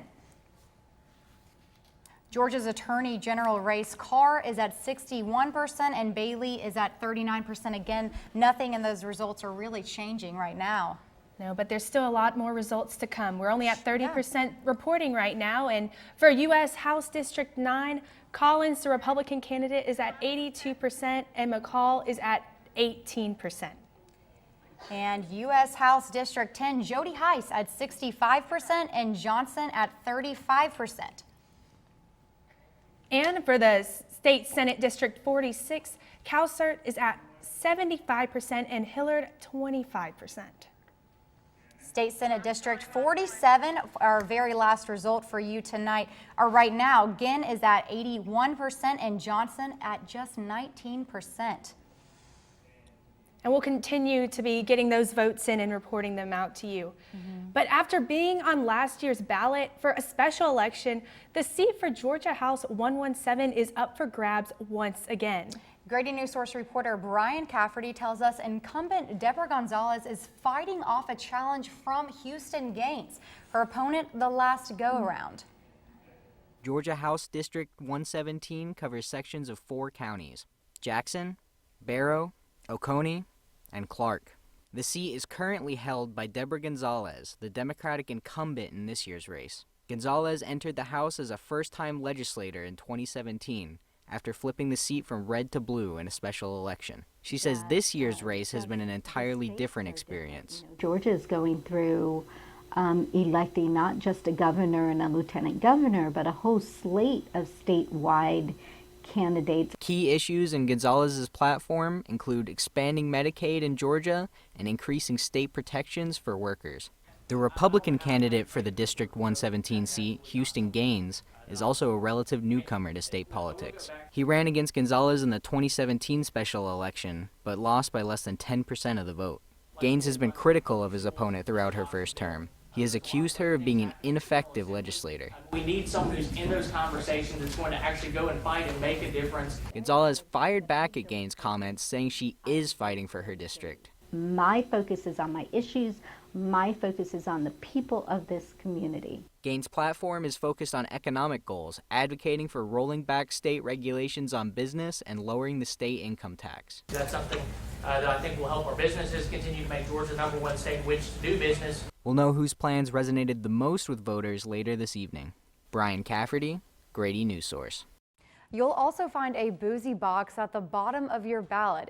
In cities like Athens, it's the special election earlier Sunday sales referendum. It's based on legislation nicknamed the Brunch Bill. If passed, people could buy alcohol starting at 11 a.m. on Sundays. That's an hour and a half earlier than current state law allows. Proponents have been trying to get some form of this vote on the ballot since 2015. Restaurants and service industry workers stand to benefit the most. The Georgia Restaurant Association estimates that restaurants could make an extra $25,000 a year, and the state could bring in $11 million in additional tax revenue. But this provision isn't all about the money for some restaurant owners. I personally probably wouldn't belly up to the bar at 10:30 and start drinking then, but I would like to be able to if that was what I wanted to do, you know. This ballot lets each county in Georgia decide if they want to adopt extended Sunday alcohol sales.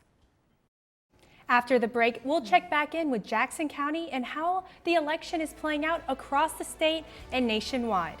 Stay with us.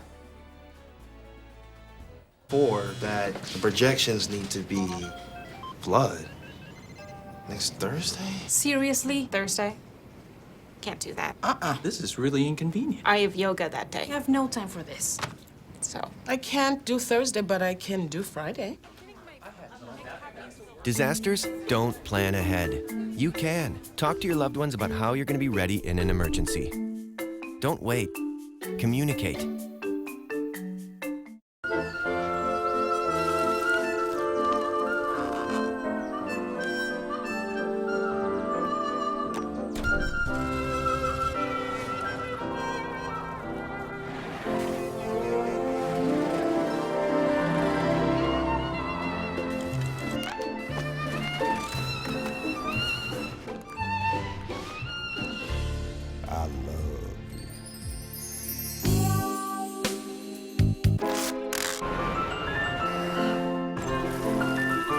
Strawberries? Okay.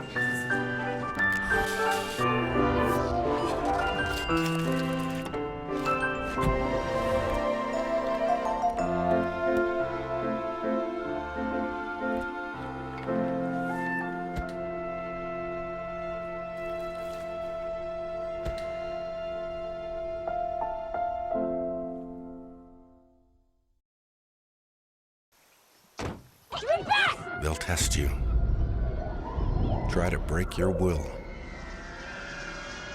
But however loud the loudness gets, however many cheese puffs may fly, you'll never be able to stop the You're the driver, the one in control. Stand firm. Just wait.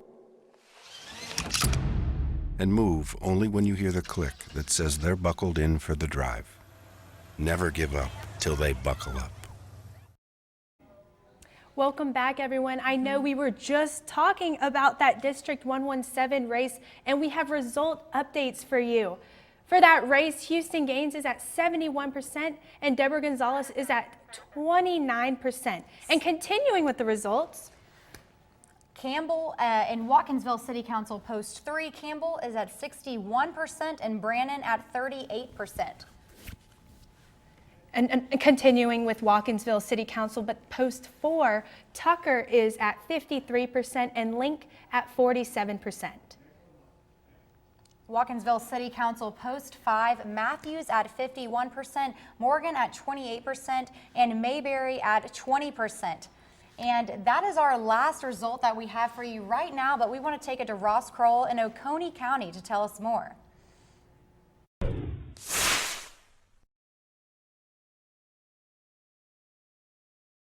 And here in Oconee County, all precincts have reported.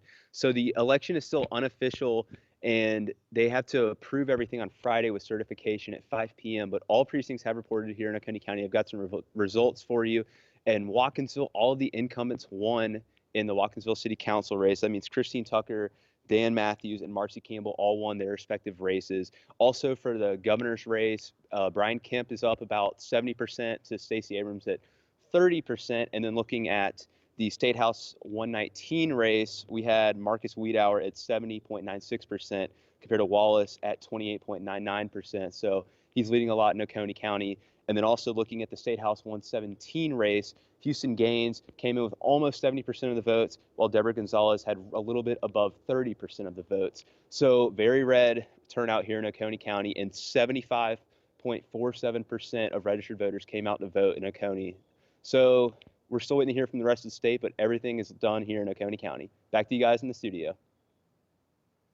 Thank you, Ross. Now we have reporters in Madison, Oglethorpe, and Barrow County who are all keeping us updated on the results. But now we're going to toss it to our reporter, Ashley Buda in Jackson County. Ashley, what can you tell us?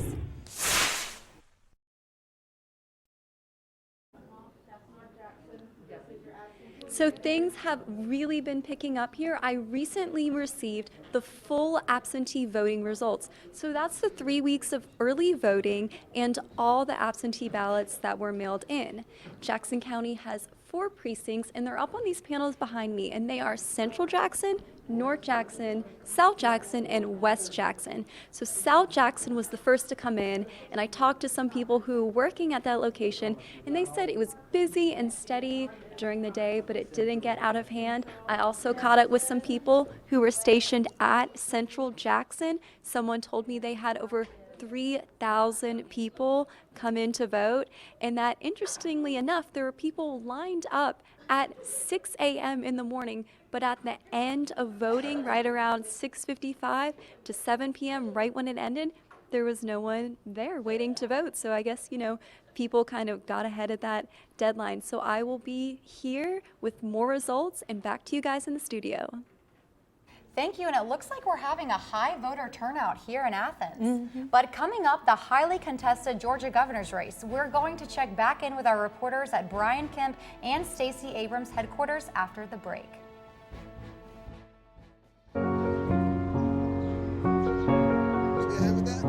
Thank you. Did you see anyone's problems? You okay? Thanks for helping us.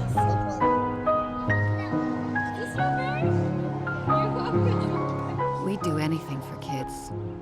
Yet 1 in 6 children in the U.S. struggle with hunger. Help end childhood hunger near you. Learn how at feedingamerica.org.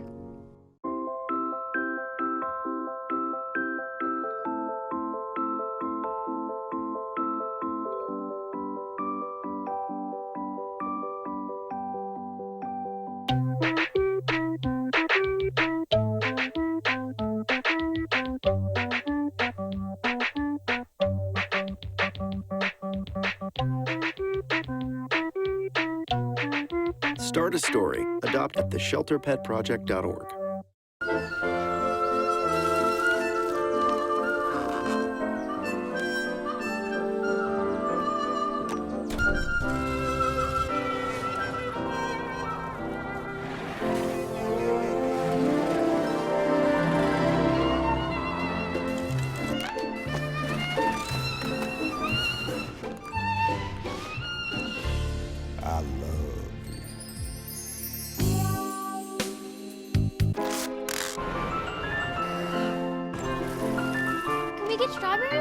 Okay.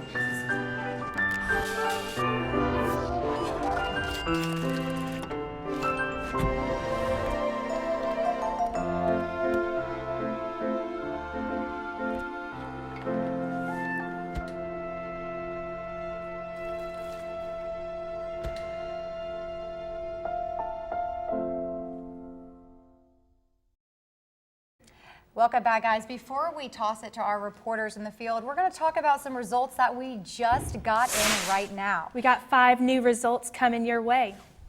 So for that highly anticipated governor's race, Kemp is sitting at 60% right now, Abrams at 39%, and Metz at 1%. And right now, 36% of precincts are reporting. For Georgia's lieutenant's governor race, Duncan is at 61% and Amico at 39%.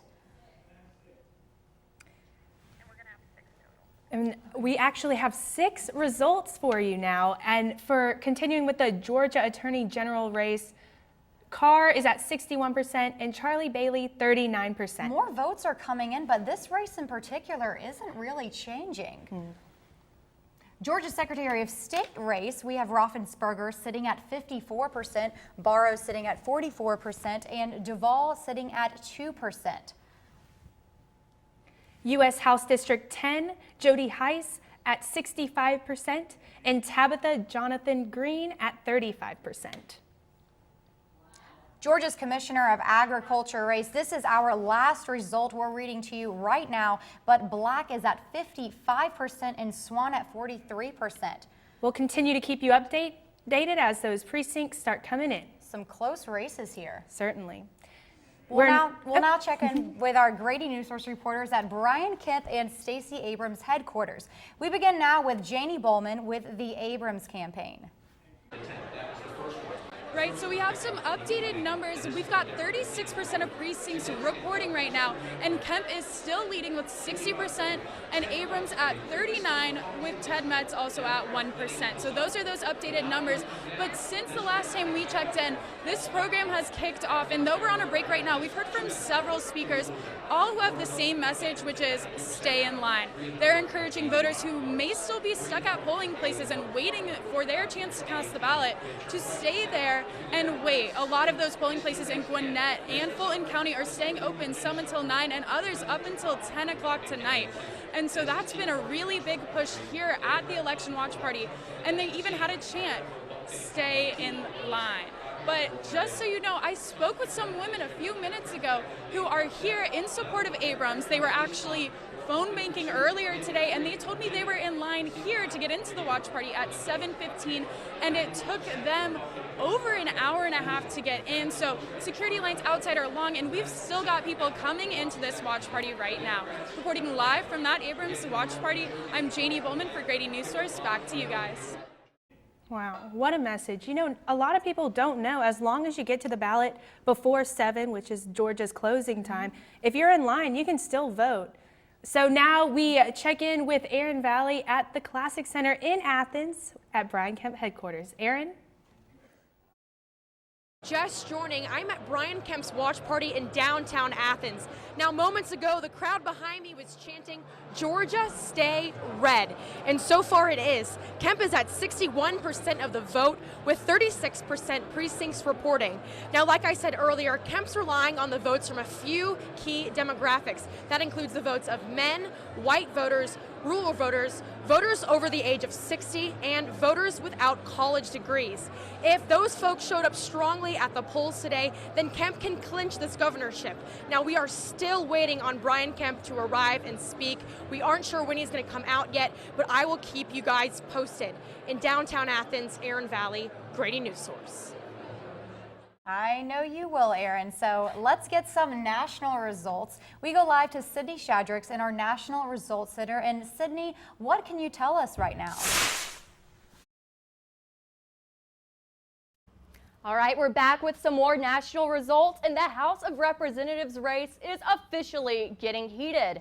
As of a few seconds ago, the Democrats were at 71 seats, the Republicans at 73, with 291 seats left to go. Now, as I said, These results are coming in quickly. That was of a few seconds ago, but it's very possible that that has already changed. But like I said, it's at 71, 73, neck and neck. Some other updates to keep you posted. Virginia, the 2nd District of Virginia, the Republican incumbent, Scott Taylor, is back in the lead at 50.2%. And we have some data in for Georgia's 6th District. Lucy McBath is falling behind Republican incumbent Karen Handel, who is at 53.4%. So that's important for all us Georgians. That Georgia's 6th District race right there, Karen Handel in the lead at 53.4%. Florida's 26th district has also been getting a lot of attention. Debbie McCarsell Powell is in the lead right now at 50.7%. Incumbent Republican Carlos Curbelo is at 49.3%. Remember also that Kentucky held Kentucky's 6th district held with the Republicans there in Kentucky's 6th. I'll be back next time to give you more on the Senate race. Thank you, Sydney. And coming up, we'll hear from our expert panel on the Georgia's governor's race. Stay with us. Guys. Are you good to drive? I'm fine. How many did you have? I should be fine. You should be. Go and step out of the vehicle for me. See ya, buddy. Good luck. So turns out, buzz driving and drunk driving, they're the same thing, and it costs around $10,000. So not worth it. I rescued Toast from a shelter in 2011. I love Toast because she's a lazy diva. Toast does whatever she wants, obviously. She's sleeping right now. She's an epic snuggler. She's so comforting. She's so loving. Toast makes me laugh. When I walked into the shelter, I knew right then that she was special.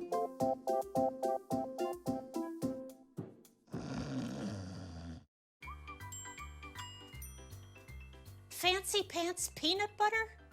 A big screen television? You haven't even bought a sofa yet. A motorcycle? When your father finds out, he's gonna flip his shoes with 2 buckles? What do you even need 2 buckles for? Mr. Big Shot, buying whiskey shots for everybody in the bar. From the looks of it, I'd say nobody even remembers. Feed the pig.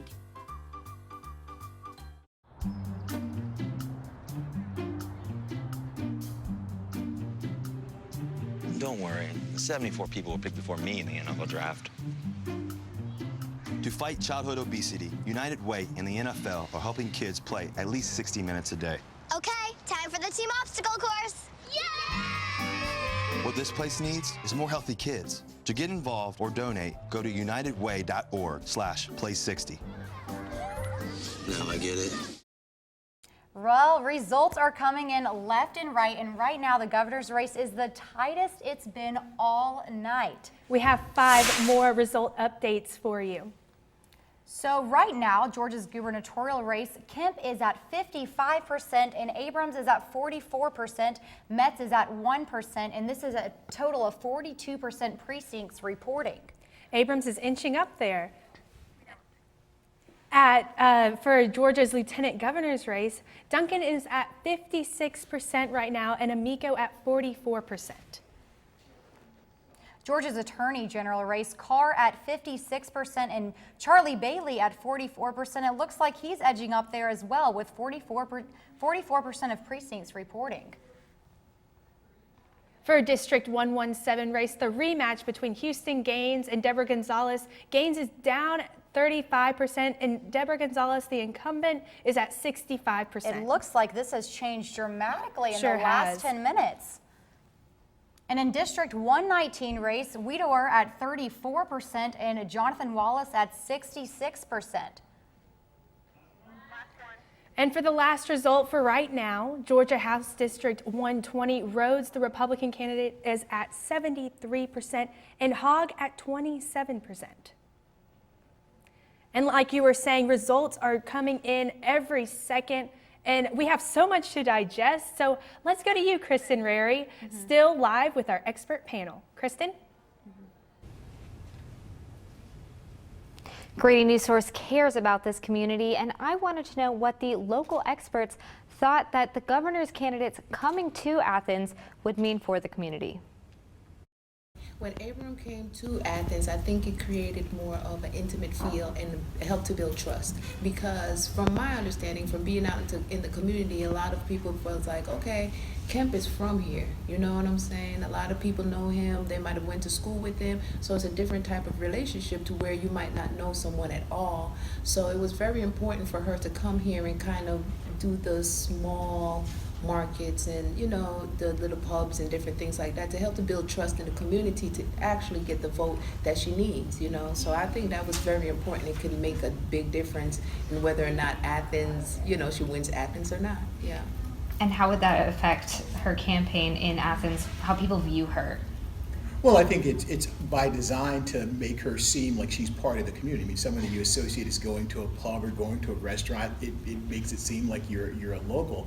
I think if you contrast that to Kemp's event, you know, which featured, you know, one of the president's sons and some other personalities, was effectively much more like almost like a miniature, you know, President Trump event, and had a very different disposition. You know, it actually had protesters and counter protesters, and so very different feel for an event like that. And so, you know, it really depends on what each party's trying to achieve.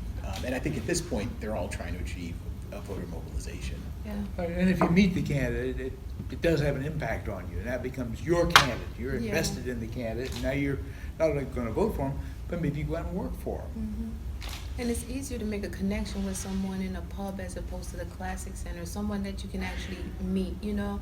And there was some protesting and different things. It was different feels to how they came into town and try to, you know, nurture the town and win the town over.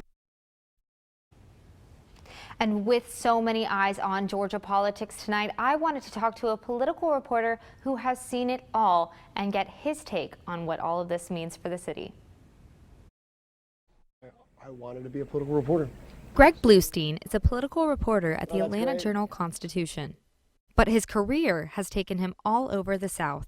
I was based in Atlanta, but I traveled all over the South, and so I'd go to, you know, if there's tornadoes in Alabama, if there was a mine explosion in West Virginia, if there was a shooting in, you know, South Carolina, we'd be all over the place. He says he got his start with the help of UGA professors. I was in Professor Charles Bullock's class. I think the class was Southern Politics. I took several classes with him. I think this was a Southern Politics class. And I just really got enraptured. I got caught up in covering Southern politics. And his experience only grew from there. And just kind of got me revved up for journalism. And all these years later, I joined the Red and Black staff at University of Georgia. I was editor in 2003 and 2004, covered all sorts of different beats before then. He says one of his biggest challenges was a recent one. But I'd say in terms of political scrutiny, actually one of the hardest stories to write was last year's 6th District special election. The special election where Karen Handel beat out John Ossoff was the first large campaign after President Trump took office. And we were the ones who had to own it because this is our backyard. But now he is singularly focused on Georgia's governor's race. Here in Georgia, we're looking at a brand new approach to Democratic politics. We will have more expert analysis coming up on Grady Newsource, but for now, back to you in the studio. Thank you, Kristen. Well, a record number of women are running for office in 2018, dubbing this year as the Year of the Woman. I had the chance to speak with some of these female candidates about the pink wave in Georgia. If we get engaged, we can change the narrative and we can change the direction of our country. Democratic gubernatorial candidate Stacey Abrams could make history, potentially becoming the first black female governor in the United States. But this election is historic for other reasons as well. We have more women running than we've ever had before. Deborah Gonzalez, who represents House District 117, is running for re-election. She first ran for office after the 2016 presidential election. Like so many other women, it was like, I can't believe this. What are we going to do? I wanted to look at the data for our state specifically and find out if the Georgia House and Georgia Senate are part of a national trend. Political science professor Charles Bullock thinks so. Georgia's part of a national trend. We have a woman who's running on the Democratic ticket for governor, another woman running for lieutenant governor. More than usual number of women who are running. I crunched the numbers myself. 27 out of the 56 districts in the Georgia Senate have female candidates, and 35% of all candidates for the Georgia House are female. In fact, women are running against other women in 11 districts. Part of my responsibility as a candidate is to not only go through the door, but to make sure I prop it open so that other women can come through. Right now, the governor's race is actually the closest it's been all night, so we'll just have to see what happens. After the break, we'll check back with Ashley Buda in Jackson County and Grady Newsource reporter Casey Rose. We'll have an update on midterms and how that's playing out on social media. Stay tuned. You've got pre-diabetes, but with more exercise and a change in diet, it can be reversed. I've tried exercising. It just makes me hungry for bacon. I love bacon too. And who really likes to exercise? Not me. Me neither. Nobody. So we're good? What? Oh, you still have pre-diabetes. Big time.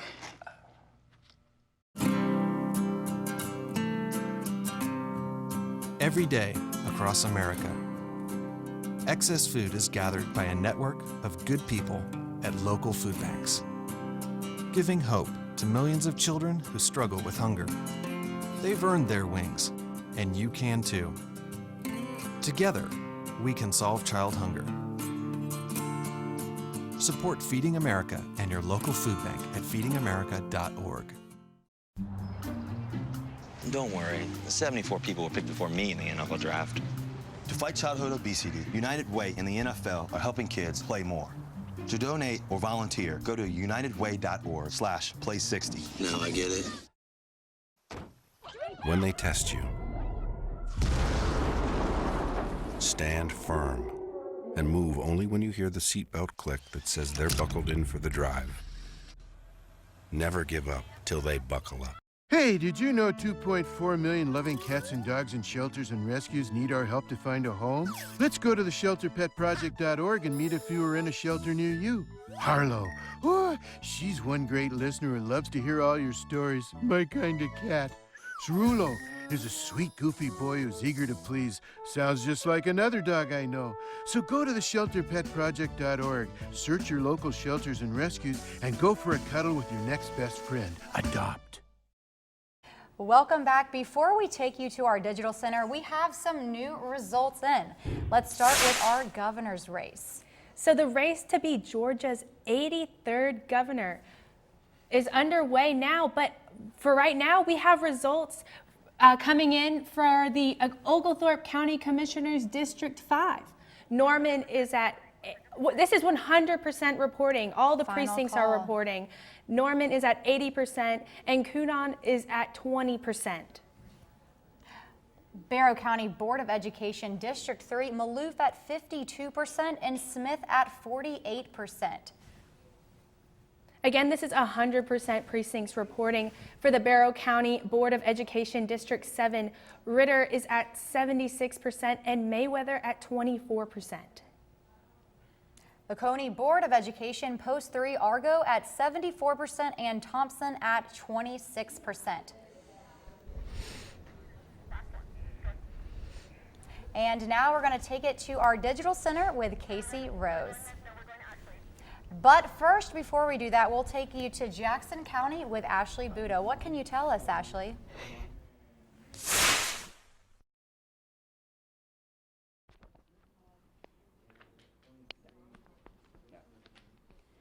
So things have been steadily picking up and getting busier here. So if you take a look at behind me where the results are coming in, 2 out of the 4 precinct panels have posted their full results. Full results meaning all of the absentee ballots that were mailed in and the early voting and the polling that took place today.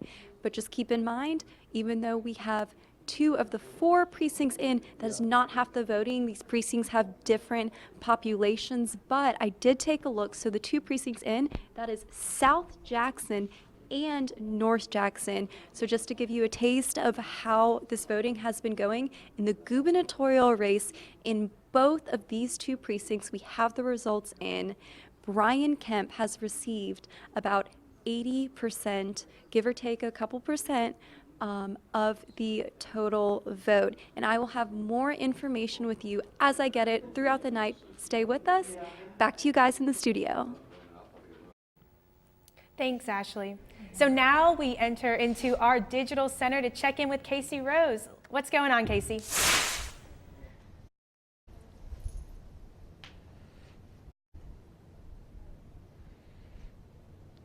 It's no secret that people take to social media to express their views, political views in particular, during election cycles like this one.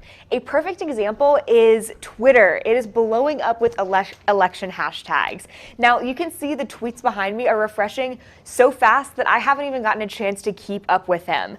Over to the far side of the screen, we can see the trending hashtags and topics for the Atlanta area. Now, a lot of those hashtags have been trending nationally at some point, so it's been really interesting to see how trends in our area have translated to the national stage. People really care about the elections that are going on here in our area. So I've taken a couple of the hashtags that are trending in Atlanta and broken them out into a more detailed view. We have hashtag election night, hashtag midterm election 2018, and hashtag stay in line.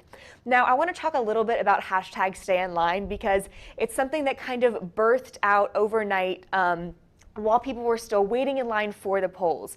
Now, it's almost 9 o'clock, so people have been waiting in line and are still waiting to cast their ballot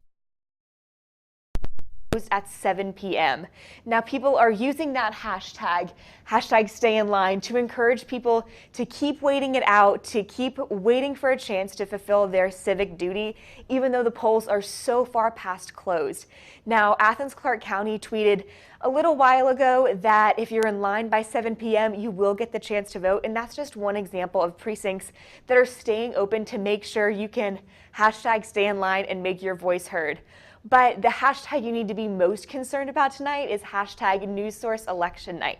That's the way you're going to be able to keep up with all of our online coverage, especially on Twitter, and it's going to get you up to the minute results. So make sure you're using that on social media, that you're engaging with us, and that you are telling us what you want to hear tonight during our election coverage.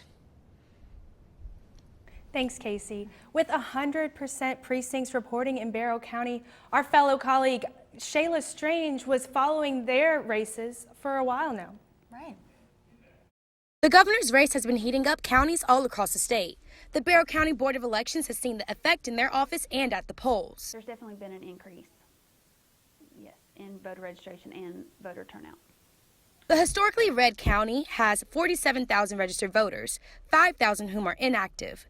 Despite those inactive voters, the Board of Elections is seeing high voter turnout. I know, looking at advanced voting numbers and our absentee ballots, we have presidential numbers that are just not typical for a governor's race. I think there's interest on both sides of the aisle. So I think it's going to be interesting. It's hard to say who's coming out, to vote because they don't have to choose parties, but it's definitely increased from years in the past. Shayla Strange, Grady Newsource. And now we have more results that are just coming in. Let's get right to it. Like I said before, this is a race for the 83rd governor of Georgia. Right now, Kemp is at 56%, Abrams at 43%, and Metz at 1%. And this is 52 precincts reporting. So over half of the precincts have reported these results. Georgia's lieutenant governor race, Duncan at 57% and Amico at 43%. Now with the Georgia Attorney General's race inching closer, Chris Carr is at 57% and Charlie Bailey at 43%. And again, this is 52% precincts reporting. Georgia's Secretary of State race, Raffensperger at 54%, Barrow at 44%, and Duval at 2%. That's what's going on locally in Georgia, but now we're going to toss it to Sydney Shadricks at our National Results Center. Yeah. All right, we're back with some national results for you. Remember, it's important in this election cycle to keep up to date with the House of Representatives. It could be that this is the year that Democrats flip the House. Right now we have 85 Democrats, 94 Republicans, so pretty neck and neck here in the House of Representatives. The Republicans are also, they're 50-50 in Georgia. So remember, Georgia's 6th district in the House of Representatives was really important for us to look at. That affects not only us here in Georgia, but again on the national level. So those two candidates we have are Lucy McBath and Karen Handel. Right now, what's important to note is they are at 50-50, literally neck and neck. So it's going to be important that we keep up to date with that race as we go on. Also, another 50-50 race is Virginia's 2nd district. That's with Elaine Luria and Scott Taylor, the Republican incumbent. Those, again, are 50-50%, neck and neck. That's why it's so important to be keeping up to date with the House of Representatives every second. Like I said, these results are coming in quickly. And when we have races that are 50-50 like that, it's important that we're constantly being updated, constantly refreshing, and making sure that we know who is gaining control of the House of Representatives. Now remember, last time I saw you, we talked about Florida. Florida's 26th district flipped with Democrat Debbie McCursell Powell beating out Republican incumbent Carlos Curbelo at 50.7%. Now back to the Senate, another race that we'll be looking at is Florida.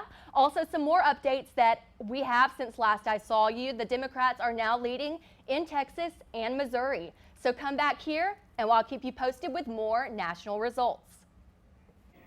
Thank you, Sydney. No, those national results are changing so quickly, so I know you're going to stay on top of that. And they're changing here as well, and we'll have more results on the governor's race coming up, as well as all of our state races here in Georgia. So stay with us. Okay, we're here today for a littervention. Dan, no one is here to judge you, but you're a filthy, disgusting person. We did not raise you to litter. You know it's illegal. Just look what you're doing to your father. Your littering embarrasses me in front of my roller derby team. Why? Your dirty secret is out. Get clean for Athens. The mission of the Student Veterans Resource Center is to serve as the go-to location for wayfinding and entry into an array of services provided by the University of Georgia, and to offer wide-ranging support, advocacy, and a convenient respite for our student veterans.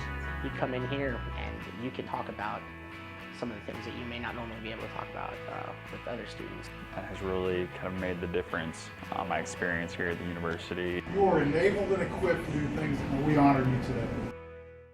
Let's face it, when mosquitoes show up uninvited, they can be really annoying. A mosquito does not respect your personal space. Hey! And if you don't do something to stop them, mosquitoes can ruin your summer fun. So, here's some helpful mosquito control tips. Most importantly, get rid of standing water where mosquito larvae live and grow. Anything that holds water for more than a week may lead to more mosquitoes. When in doubt, dump it out.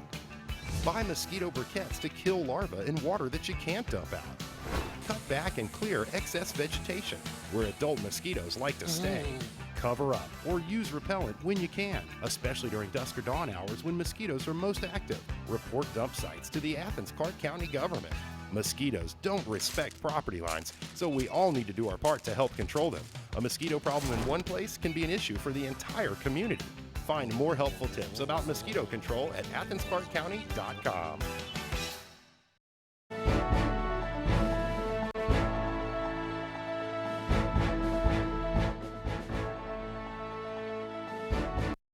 Good evening and welcome back to this special edition of Grady Newsource. We're keeping you updated on the midterm elections. I'm Maddie Ray. And I'm Caroline Elliott.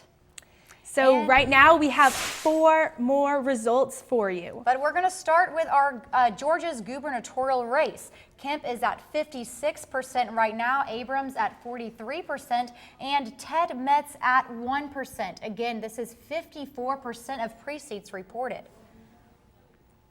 Over half of these precincts now are reporting, and as we go to the Georgia Commissioner of Agriculture, Black, the Republican candidate, is at 58%, and Swan at 42%. Georgia's Commissioner of Insurance, Beck at 56%, Laws at 42%, and Foster at 2% as well. It looks like Beck and Laws are getting closer. And for our last result for this moment is the Georgia Commissioner of Labor. Butler is at 58% and Keatley 39%.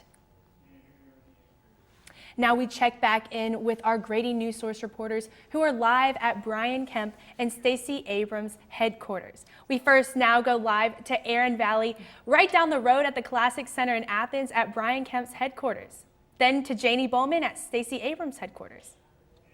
I am here with Josita Cruz for the Latinos for Trump organization. This is a national organization, but tonight we have a sign that says Latinos for Kemp. So, why do you believe that Kemp is the right choice for the Latino community? We as a Latino for Trump organization nationwide, we support Mr. Kemp because the politicals and the proposal that he's giving to the citizen in Georgia, like for example, cutting the taxes, generation of small business, more small business will help out to economically not only the state, but also the state of the Georgia could be an example for other states nationwide with the economic, and not only with the economic, but also with the freedom. Since our Second Amendment, these are some other politicians wants to cut off the Second Amendment. We believe the Second Amendment is the right that every citizen has, because that's part of our freedom and our civil rights. I mean, exactly, like a citizen, that's our natural rights. Well, thank you so much for speaking with me today. I've got an update on the numbers. Kemp is at 56% of the vote with 54% of precincts reporting. Back to you guys. Wow. Latinos for Kemp. Wow. Yeah. So now we go live with Janie Bowman, who is at Stacey Abrams headquarters in Atlanta.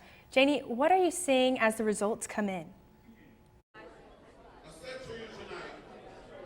We have some updated numbers for you where over 50% of precincts are reporting. That exact number is 54% reporting.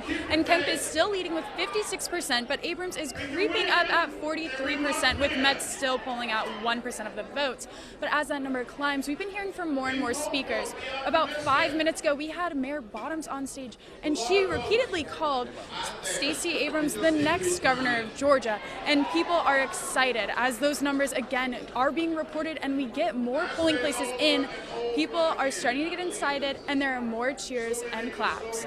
As you know, some polling places in Fulton and Gwinnett counties had extended times up until 10 o'clock, so those just closed, and we're going to be expecting to hear some more numbers soon.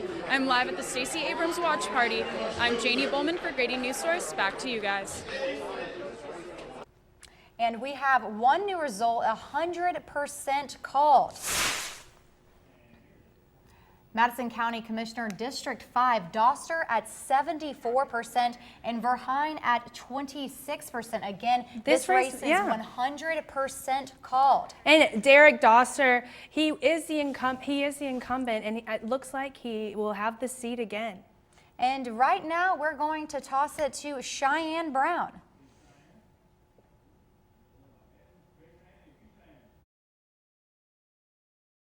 Good news, we have some results. So for State House 117, Democratic nominee Deborah Gonzalez is taking the lead over her Republican opponent, Houston Gaines, by having 65% of the votes. For State House 119, Democratic nominee Jonathan Wallace is in the lead over Republican nominee Marcus Whittewer with having about 66% of the votes. Now, the results are also in for the Sunday brunch alcohol law, which will allow alcohol to be sold at 11 a.m. instead of 12:30 in restaurants. This is an exclusive referendum for Athens. So right now we only have about 7 out of 24 precincts with those votes in. And if you stay tuned, we'll keep you updated. I'm Cheyenne Brown. Back to you in the studio. So we have 3 breaking results right now. Just to reiterate what Cheyenne had to say. We're at the District 117 race, Gaines at 45% and Democratic candidate incumbent Gonzalez at 55%. Again, this is getting closer, but the incumbent is taking the lead. And District 119 race, Wiederer at 38% and Democratic candidate incumbent Jonathan Wallace at 62%. Right now, 37.5% of precincts are reporting. And for the last result at this moment, it's the Georgia House District 120. Rhodes, the Republican candidate, is still ahead at 73%, and Hogg remains at 27%. Now we go live to Ashley Buda in Jackson County at the Jackson County Board of Elections. Ashley, what do you have for us?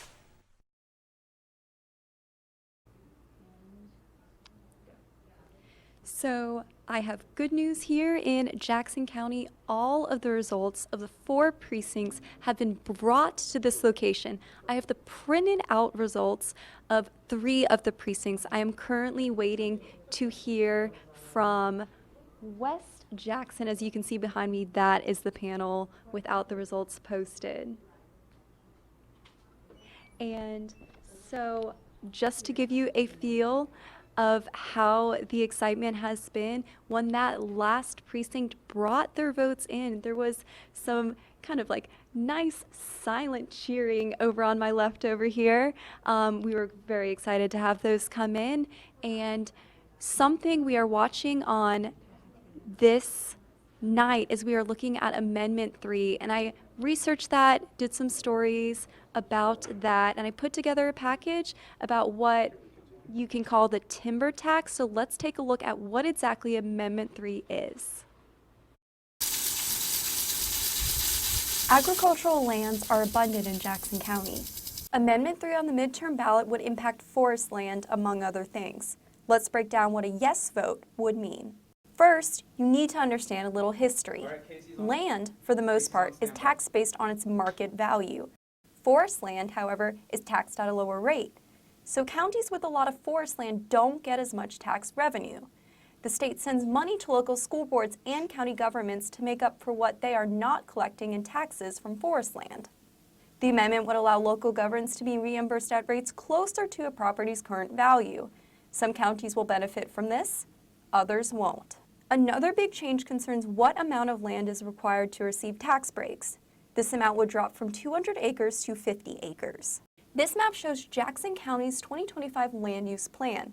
The light green areas show what is intended to be agricultural or forestry land. The president and CEO of Georgia's Forestry Association feels a yes vote on Amendment 3 is imperative. Amendment 3 is very important to keeping Georgia the #1 forestry state in the nation. But the fate of Amendment 3 is up to the voters.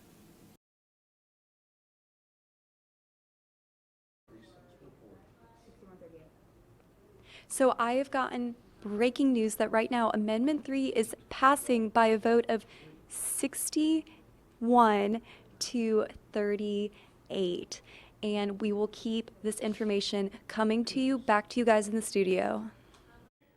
Not only Amendment 3, I've got word that all of the amendments are passing right now, which includes Amendment 4, Marcy's Law, which touches on increased victims' rights, which would allow victims to speak at any court proceedings involving the plea or even the sentencing of the victim. So we'll stay up to date on to see if all those amendments continue to pass. I know a lot of advertising was on Marcy's Law during this election cycle, but now we will go live to Casey Rose in our digital center. Casey, what is the reaction you're seeing across social media platforms right now? Now, I know we keep saying that the Georgia governor's race has captured national attention, but we've seen that through Google search traffic trends and the high amount of engagements that the gubernatorial candidates are getting on their Facebook posts. But another way that we've seen that is the level of interest that Hollywood stars and big-name politicians have had in campaigning for Republican candidate Brian Kemp and Democratic candidate Stacey Abrams. So I'm looking at the Twitter feeds for a lot of the people who have come out to campaign for these gubernatorial candidates. And another one that came out is Will Ferrell. I tried to find his Twitter account. Fun fact, Will Ferrell actually does not have a Twitter account, not that I could find anyway. So if you can find it, please tweet, let me know.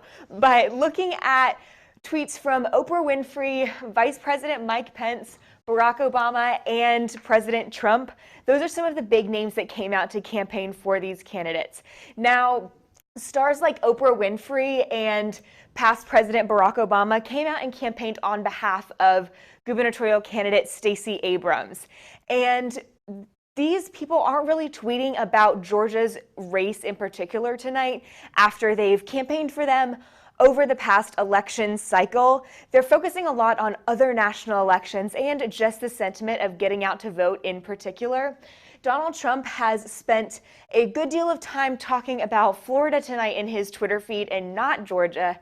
And Vice President Mike Pence has talked about some of the ways that Republicans have benefited the country in his opinion, and I think a sentiment that really rings true for everyone who went out to vote tonight, who didn't get to vote, just anyone politically involved in general, is Oprah Winfrey's latest tweet from 12 hours ago. She said she woke up feeling compelled to pray for our country, and whether you're religious or not, I think keeping the country's well-being in the forefront of your mind, no matter which political candidate you are voting for in this midterm election, is so important. And she really embodied that sentiment with her tweet, all her praying hands emojis, and hashtag go vote. So let me know if you can find Will Ferrell's Twitter handle. And this is the way that some of the big names in politics and Hollywood are reacting tonight after having campaigned for these gubernatorial candidates. I'll be sure to look for Will Ferrell's Twitter handle. But now we go live to Kristen Rary to hear more about this historic election.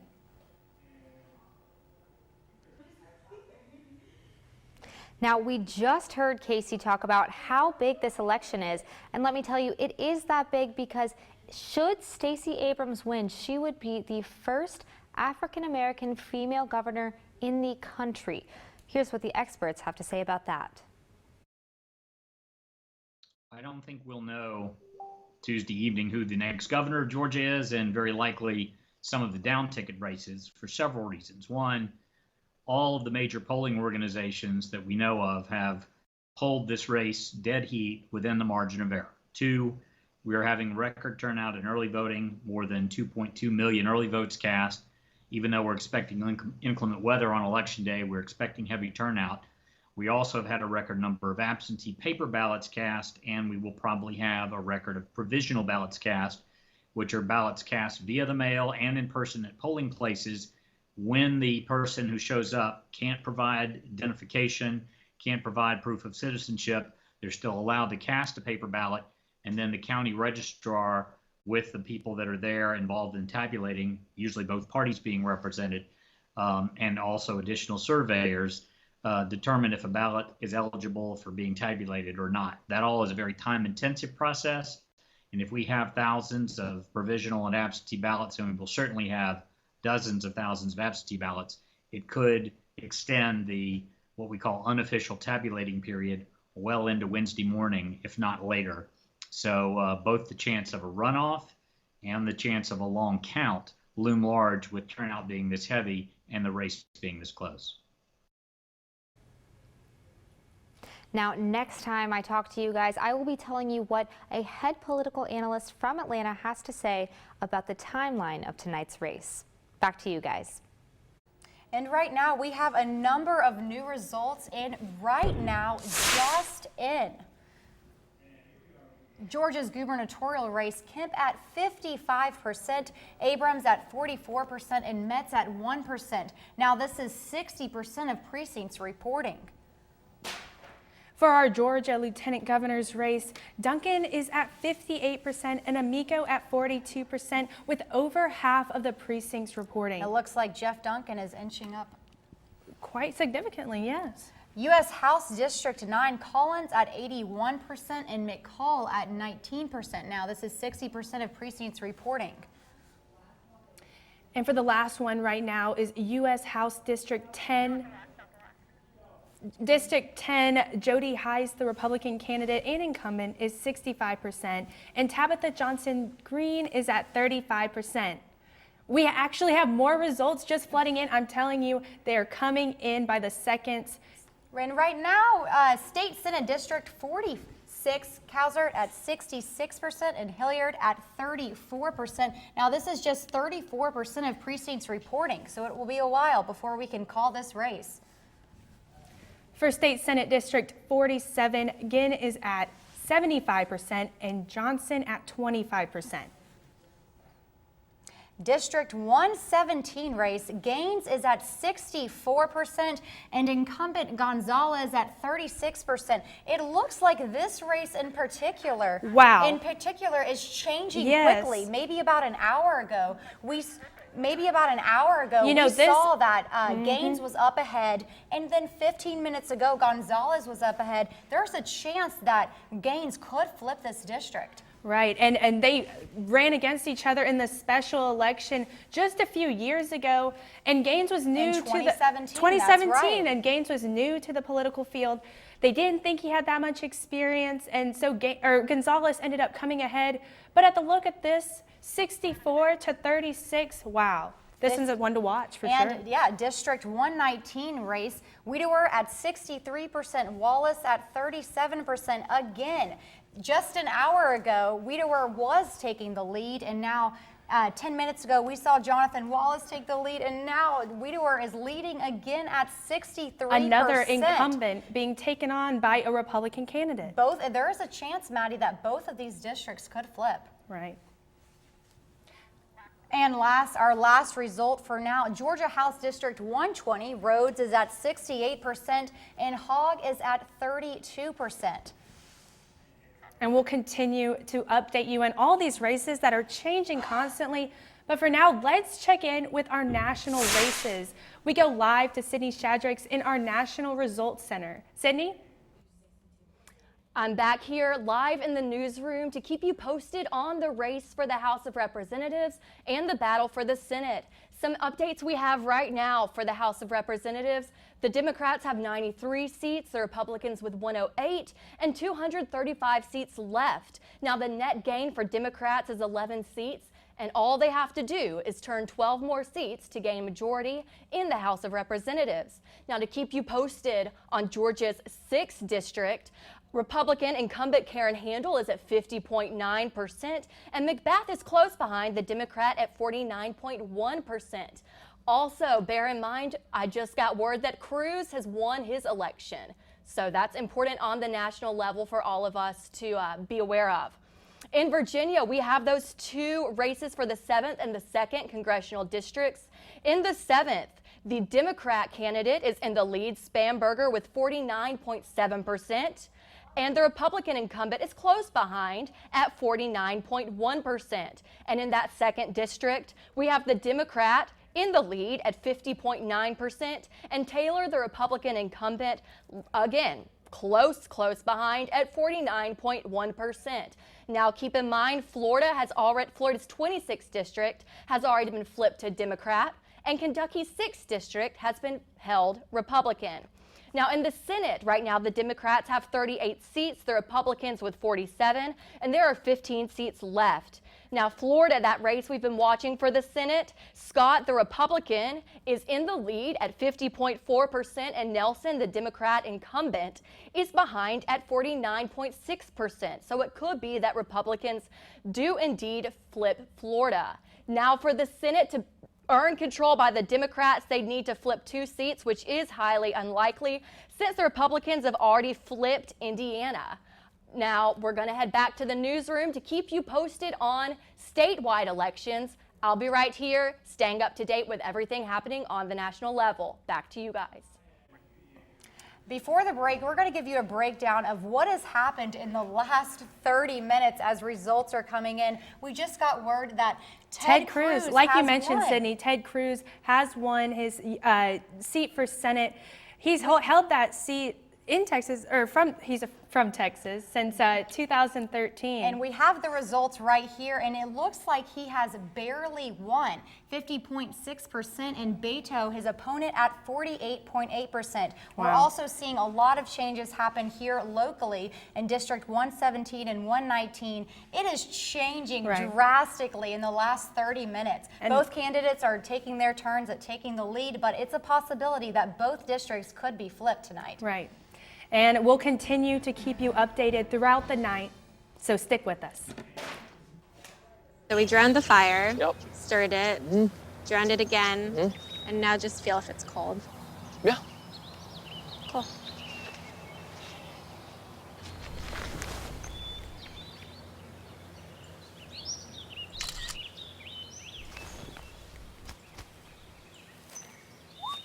Smokey just gave me a bear hug.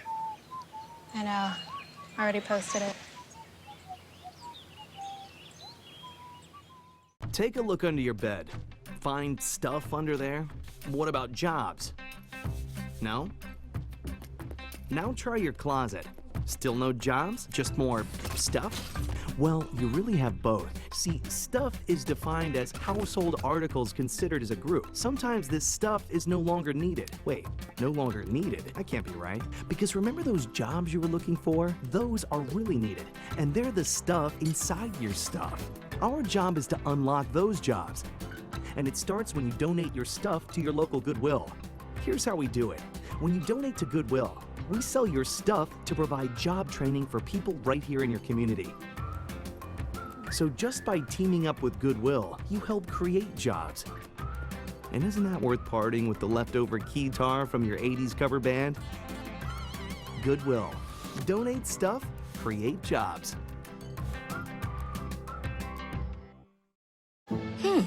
Maybe you can make retirement happen. After all, you made this vacation happen. Double points with every purchase? Cleverly merging promotions. Love it. Cross-referencing travel sites. And booking all your flights with those... Vouchers. I got us bumped. They were like, oh. But now they're like... Aloha. You aced this vacation. Now get the tips you need to get on track at aceyourretirement.org. Welcome back. We have 4 breaking results to tell you. It looks like this election is really heating up. Georgia's gubernatorial race, Kemp is at 55% and Abrams is at 44%. Metz is at 1%, and it doesn't look like this has really changed that much in the last 10 minutes. For Georgia's lieutenant governor's race, Duncan is at 56% and Amico at 44%, with 62% of the precincts reporting. Georgia's attorney general race, Carr at 56% and Charlie Bailey at 44% right now, with 62% of precincts reporting. So for our last result of the moment, Georgia Secretary of State race, Raffensperger is at 54%, Barrow at 44%, and Duval at 2%.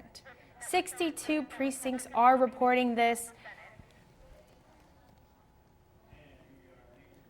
And we're now getting some word that there's more results coming in, and it could look like the Republicans will remain in control of the Senate. Oh, wow. But for now, we're going live to Kristen Rary and our expert panel to help break down what we're seeing right now.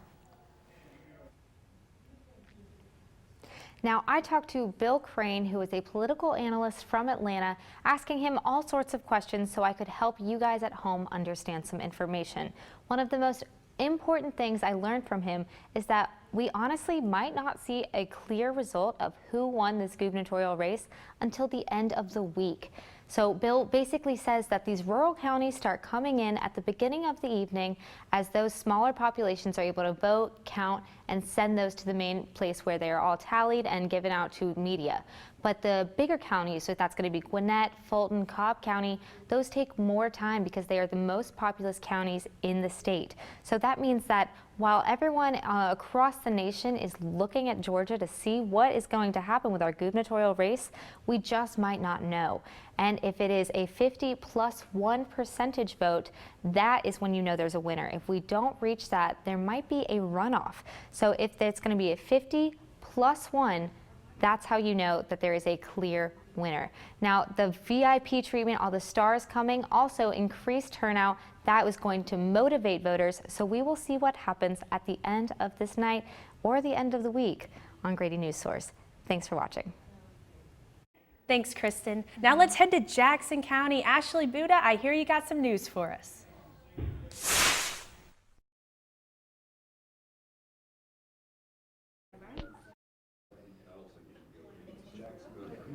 So I am here with Teresa, who has been serving on the board for 8 years, and she has been here since 2 p.m. And I just wanted to know, Teresa, can you tell me about your experience tonight, what you think of the results coming in?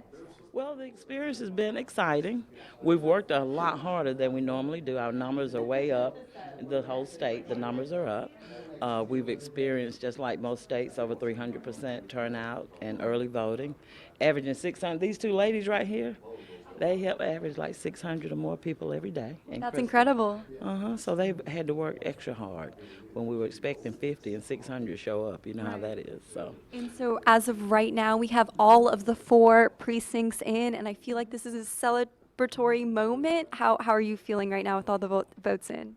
I'm excited to go home, and I want to see all the numbers. These are Jackson County, but I am dying to look and see what all the other counties did and what we've done as a state. Yeah, I am too. Thank you so much, Teresa. Thank you for being here. Back to you guys in the studio. Thanks, Ashley. And you heard it here. Votes are coming in Jackson County and really all over the country right now. Yeah, and like you said, I know I'm dying to see all of the numbers, but we'll continue to keep you updated after the break. Stay with us. I'm Peter, and there's nothing I love more than sharing vegetables with my friends. Come on in, help yourself to anything. That's why we give our food the utmost respect it deserves. Did you know there are simple steps we can all take to help save food? You can cook it, store it, even share it. Just don't waste it. Because when it comes to food, better ate than never. To learn more, visit SaveTheFood.com. You think getting dumped by text is harsh? Try getting dumped by a tennis ball. My ex-owner drove me out to the woods, yelled fetch, and by the time I brought the ball back, he was gone. Yeah, I was pissed. But the folks at the shelter helped me let go of my anger. I learned coping skills, like taking it to the hole. Boom! Now I'm ready to fetch again. But how about I throw and you run and get it?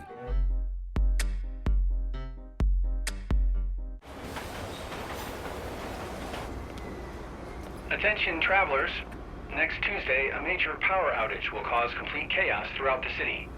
Food, water, and phone service will be in short supply. There will likely be panic citywide. Stand clear of the closing doors, please. Disasters don't plan ahead. You can. Talk to your loved ones about how you're going to be ready in an emergency. Don't wait. Communicate.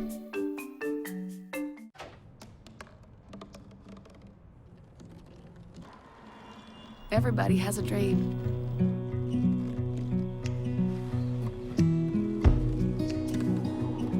Mine was to see the ocean. And with a little help, I made it.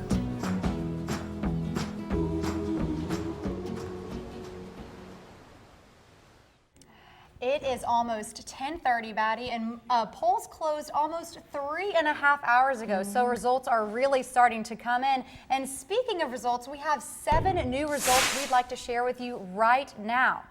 Starting with Georgia's gubernatorial race, Kemp at 55%, Abrams at 44%, and Metz at 1%. Now, it hasn't changed that much, but now that 67% of precincts are reporting, this race is close to being called. And for that closely watched Georgia lieutenant governor's race, Jeff Duncan is at 57% and Sarah Riggs Amigo at 43%. This is 67 of the precincts reporting, well over half. In Georgia's Attorney General race, 56% for Carr and Democratic candidate Bailey at 44%. Now, this is almost 70% of precincts reporting.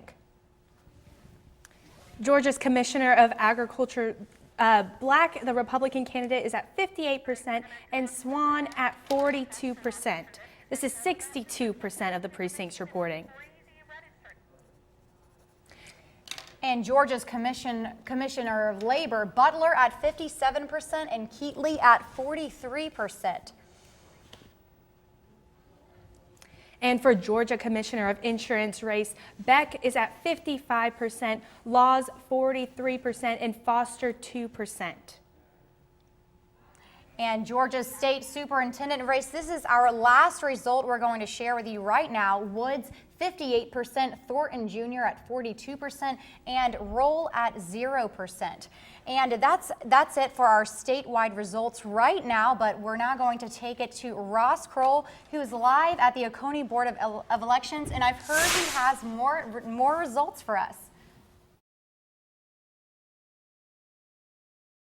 In Oconee County, which is part of the House districts 119 and 117, we are seeing those districts flip from Democratic to Republican. In the District 117 race, Houston Gaines looks like he's going to take down Deborah Gonzalez in that race. Gonzalez won last year, and in the rematch, it looks like Gaines is going to take victory, and Oconee was a part of that, as Gaines had almost 70% of the votes here in Oconee. And then looking at the 119 race, Marcus Wiedauer defeated Jonathan Gonzalez in that race for the 119 district race. And that, once again, Wallace was the Democrat, and he held that before. And in the rematch, Wiedauer took him down this year. So those two districts have flipped. Also looking at the Board of Education for Oconee County, but post 2, Amy Parrish won as a Republican, and she was the incumbent.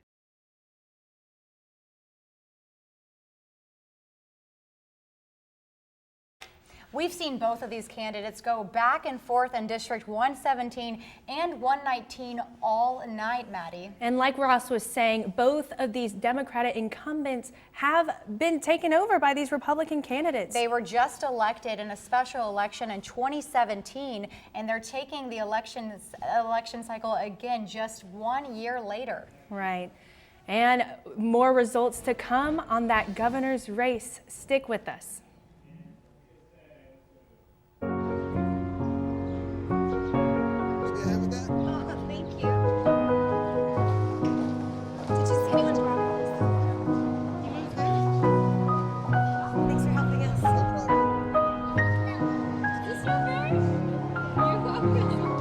We'd do anything for kids.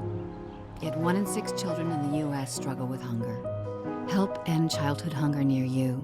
Learn how at feedingamerica.org.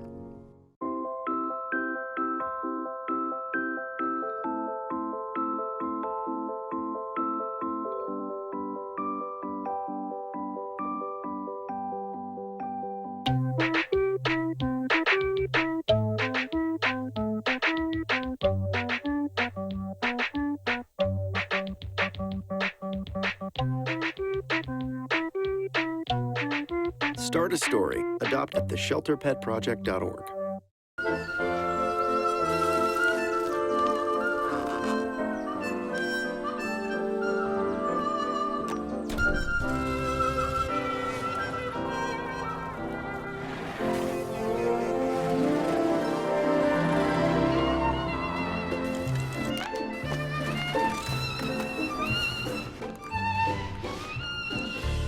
I love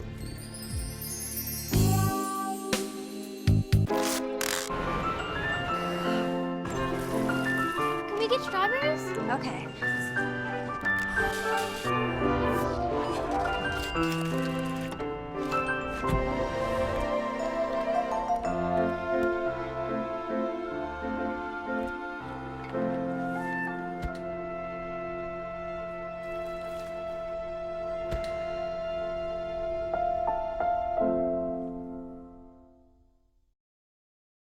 Welcome back. Before we start talking about what's going on a national level, we're going to take a look at what's happening locally right now. We have 3 more results for you. A flip. District 117 Republican candidate Houston gains 64% over the incumbent Deborah Gonzalez, 36%. Again, Maddie, it is just amazing how these candidates have just gone back and forth leading all night. Right now, 75% of precincts are reporting, so this race is close to being called, with Democratic candidate incumbent Deborah Gonzalez only at 36%. And in District 119 race, we have Wiederer at 63% and Wallace at 37%. Again, now this is 2 district races here, 117 and 119. Both incumbents are down, and both districts have a chance of flipping. Right, truly a flip. And both UGA grads here too, wow. Our last result right now, Georgia House District 120, Rhodes at 68% and Hogg at 32%. Again, this is 80% of precincts reporting. And you know, we're also receiving reports that Republicans will remain control of the Senate. Wow, so a lot of results coming in on a national level as well as a local level.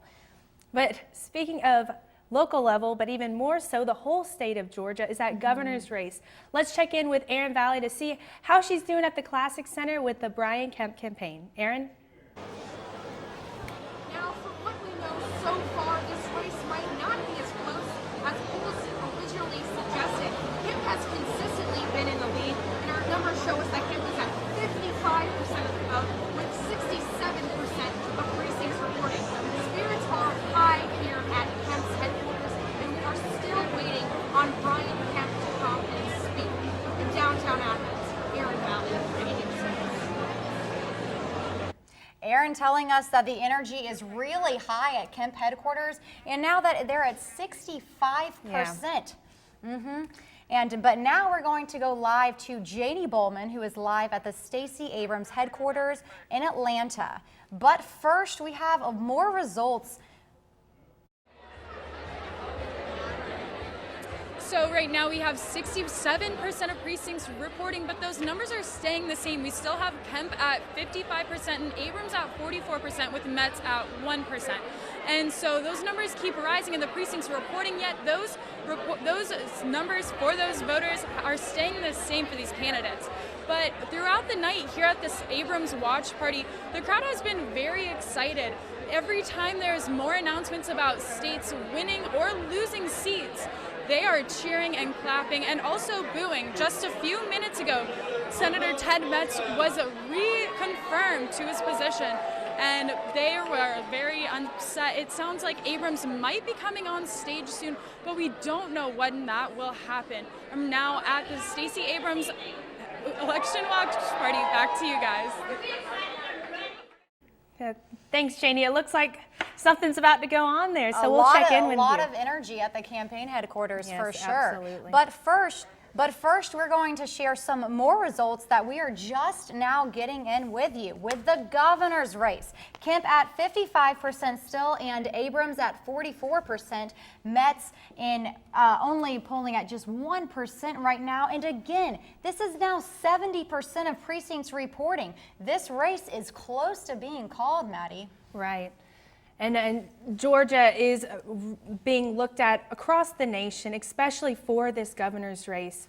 But it's a also, historic election for sure. It we sure have is. on one side of the ticket, Democratic Stacey Abrams could make history, becoming the nation's first female black governor right now. But that's what's going on the local level. We also want to keep you guys updated on what's happening on the national level as well. So we're going to toss it to our Sydney national Shadricks reporter at our National Results Center. Sydney?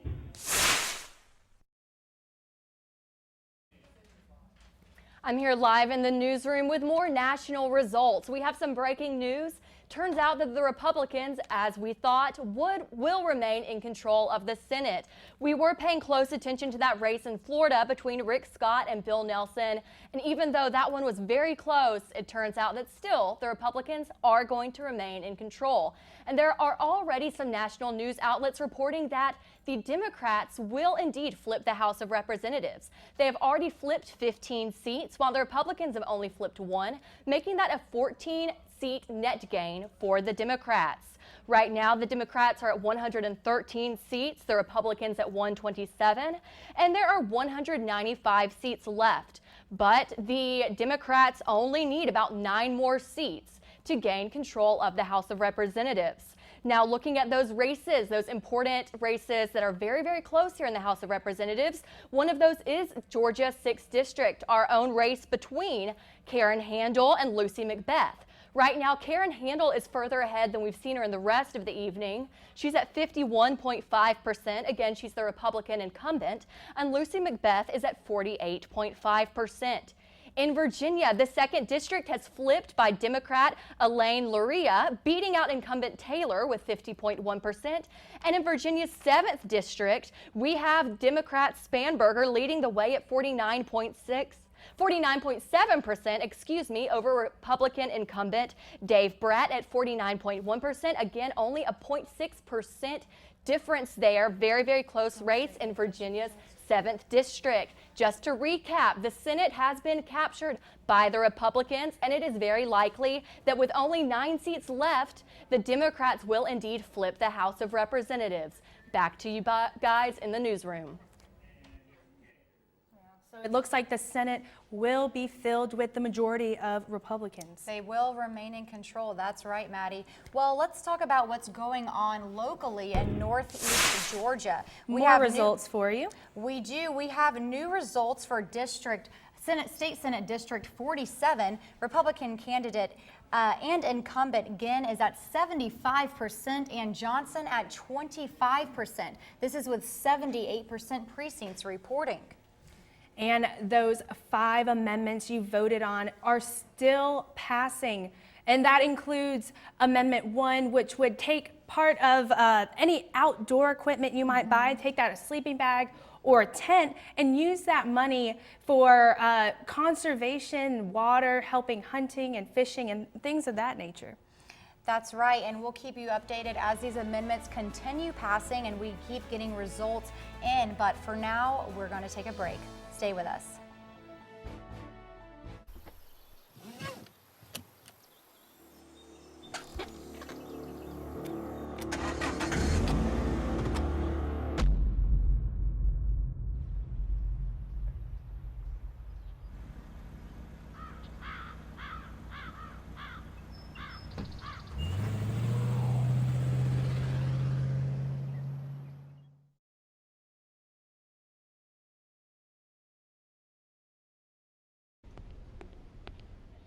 Can I tell you a cat joke?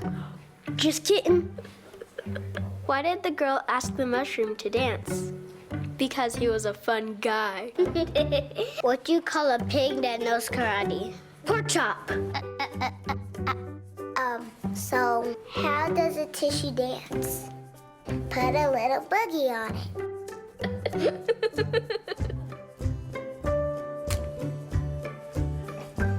Hamilton was adopted from a rescue in 2008. He really likes to be around people. And as soon as I start to make my breakfast, Hamilton is right there. I get out my mat and I'm doing a downward dog and he's underneath. He's quite the pug about town. He gets invited to a lot of parties. He knows he's a pretty big deal. I mean, look at this little face. How could you not love him?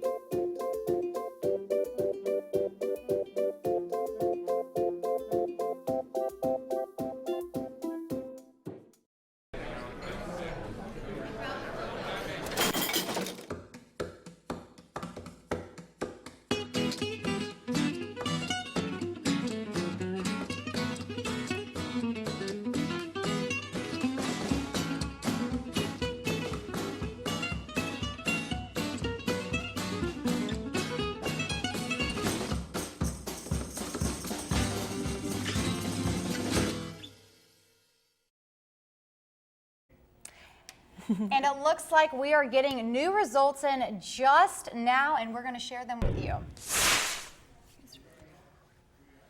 All right, for that much watched governor's race, it looks like the precincts are at 72%, with Kemp at 54%, Stacey Abrams at 45%, and Ted Metz at 1%.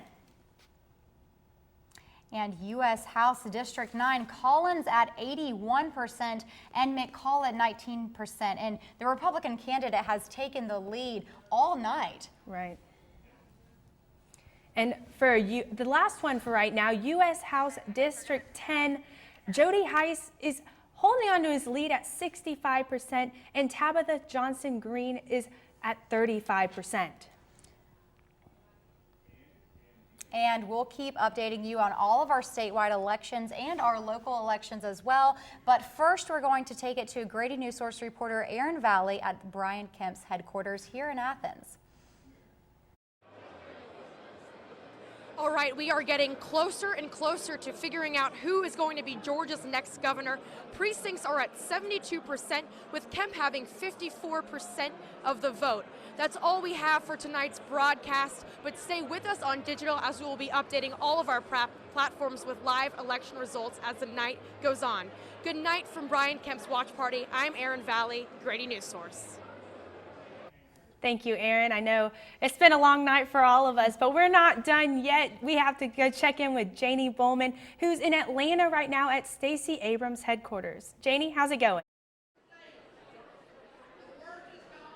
To update you on some numbers, 72% of precincts are reporting right now, and Kemp is still in the lead with 54% of those votes.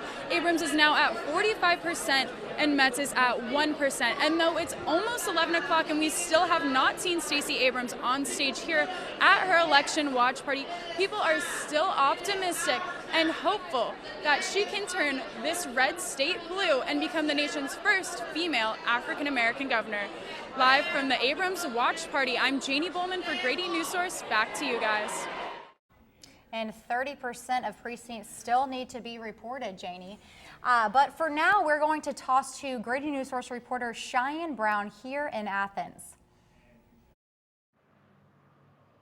Thanks, guys. Now, before when I gave you the results, only 3 of 8 precincts were reported. Now, 6 out of 8 have been reported. And for State House 117, Democratic nominee Houston Gaines now has 45%, but Deborah Gonzalez, of course, is still in the lead.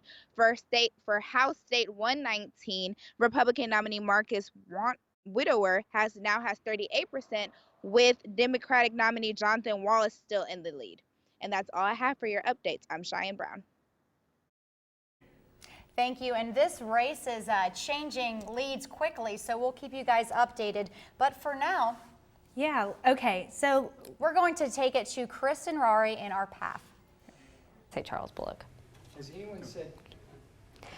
So tonight we've learned that we might not know who wins the governor's race tonight, and that all eyes are going to be on Georgia for the rest of the week.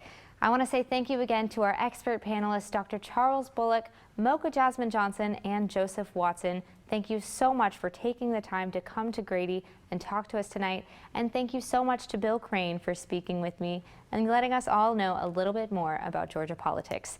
Thanks for watching. Have a great night. Thank you, Kristen. And yes, thank you to that expert panel. It definitely offered a lot of great insight tonight on election night. And now, on a national level, we are still keeping up with things. Sydney Shadricks, what do you have for us?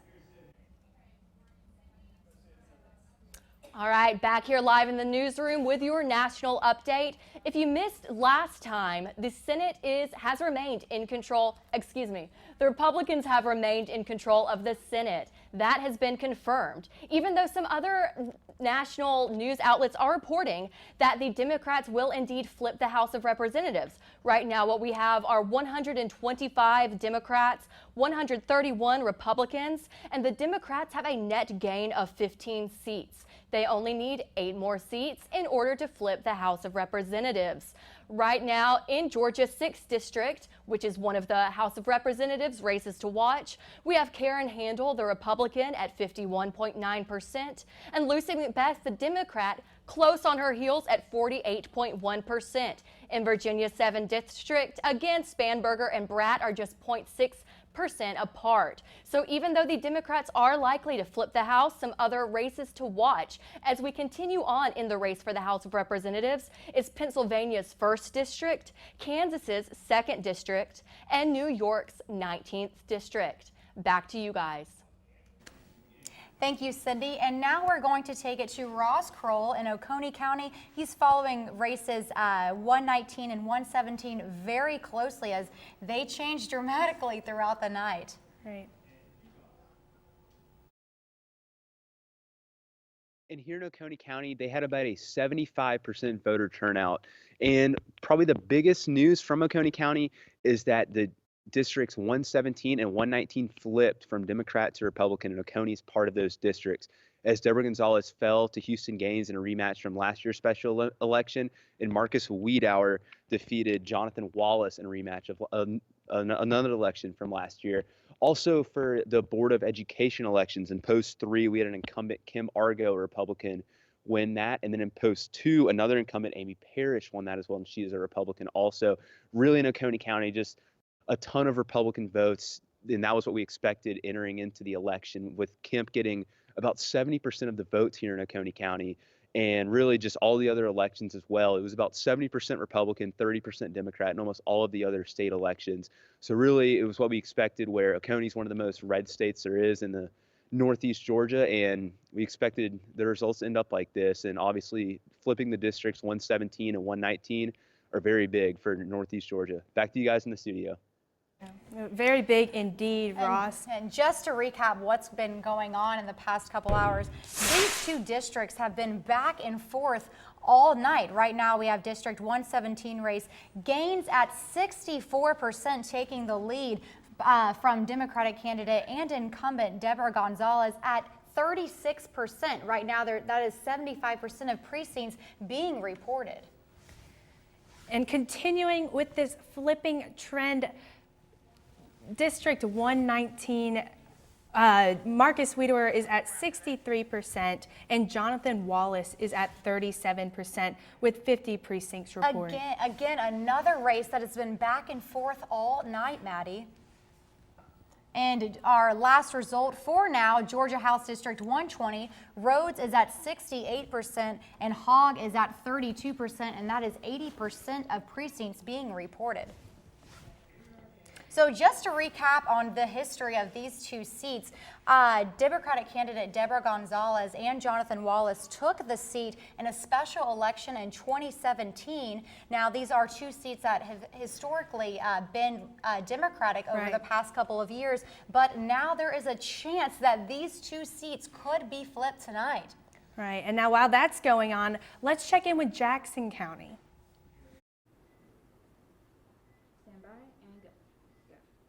So things are winding down here, and as you can see behind me, all of these panels filled up means we have all of the precincts votes in, and with the results in hand, there was a couple things I wanted to highlight.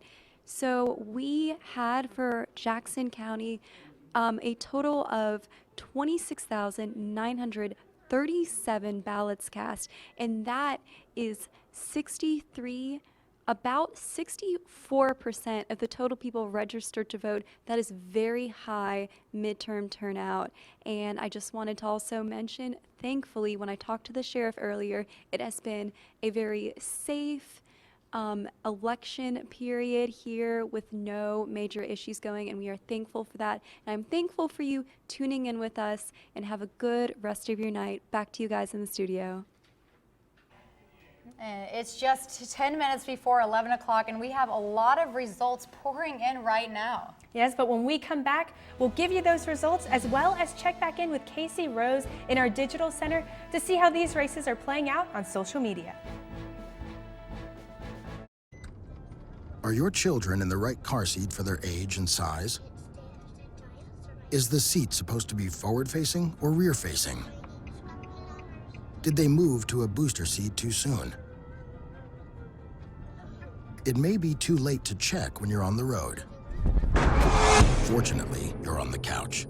Car crashes are a leading killer of children 1 to 13. Don't think you know. Know you know.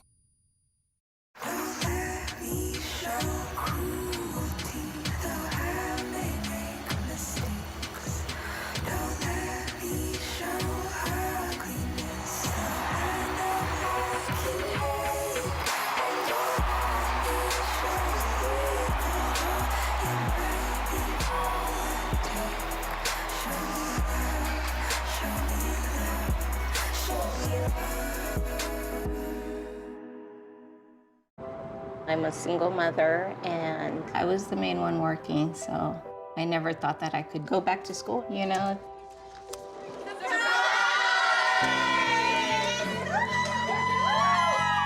My sister, my mother, everybody wanted to help me with my kids. I could not have gotten my diploma without my family. Find free adult education classes near you at finishyourdiploma.org. It's a beautiful day out here. Sunny today with light breezes, giving way to clouds in the afternoon. We could see some light precipitation to moderate precipitation later on, followed by powerful storm-like conditions. 90-mile-per-hour winds are expected. Authorities are asking everyone, stay indoors. Come on, that's it. Let's go.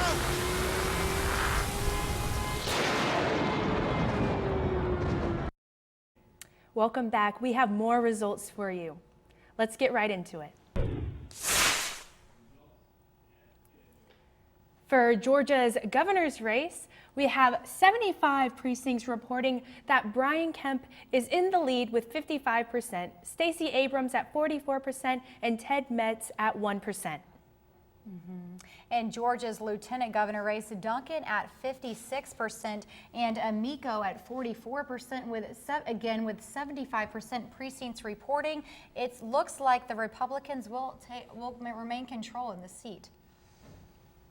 Georgia's attorney general's race, Chris Carr at 55% and Charlie Bailey 45%.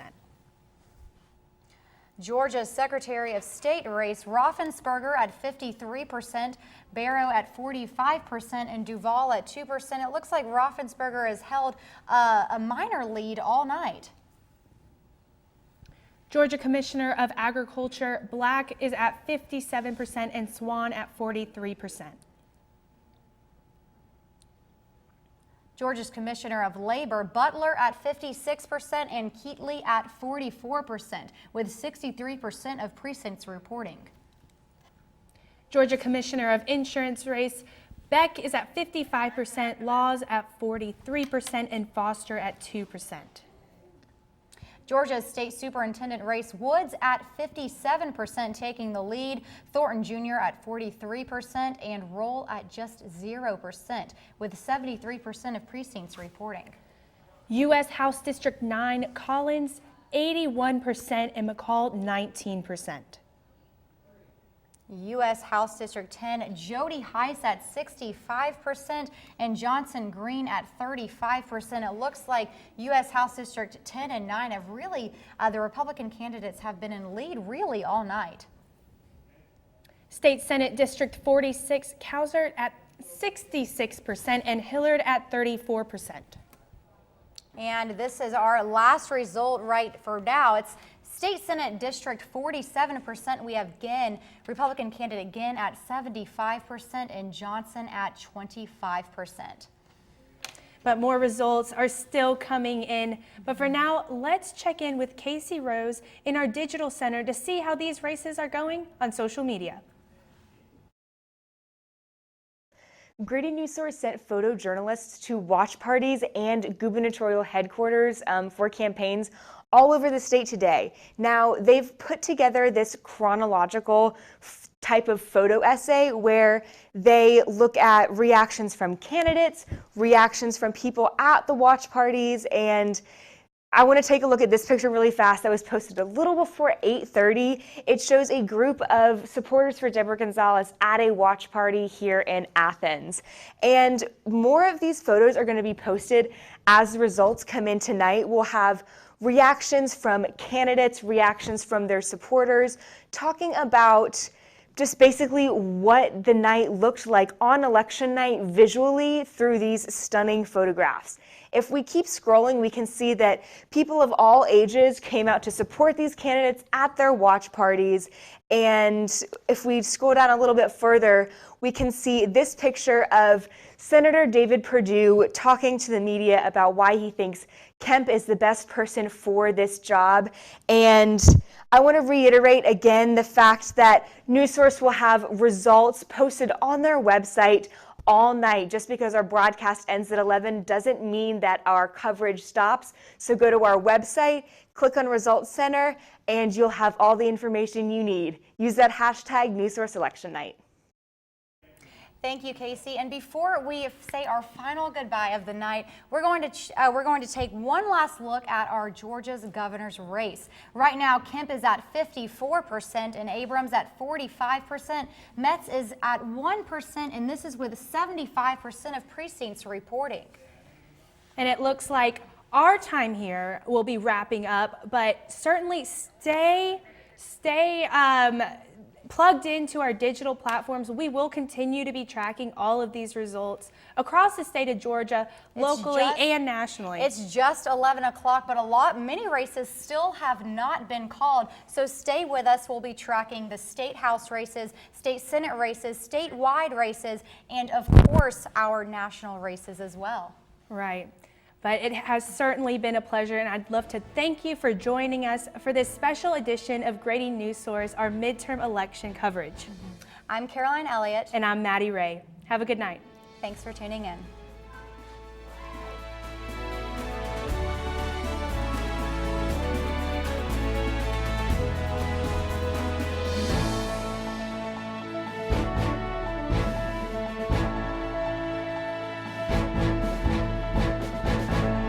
Is a student production of the Grady College of Journalism and Mass Communication at the University of Georgia, which is solely responsible for its contents. Views expressed do not represent those of the administration nor the Board of Regents at the University System of Georgia.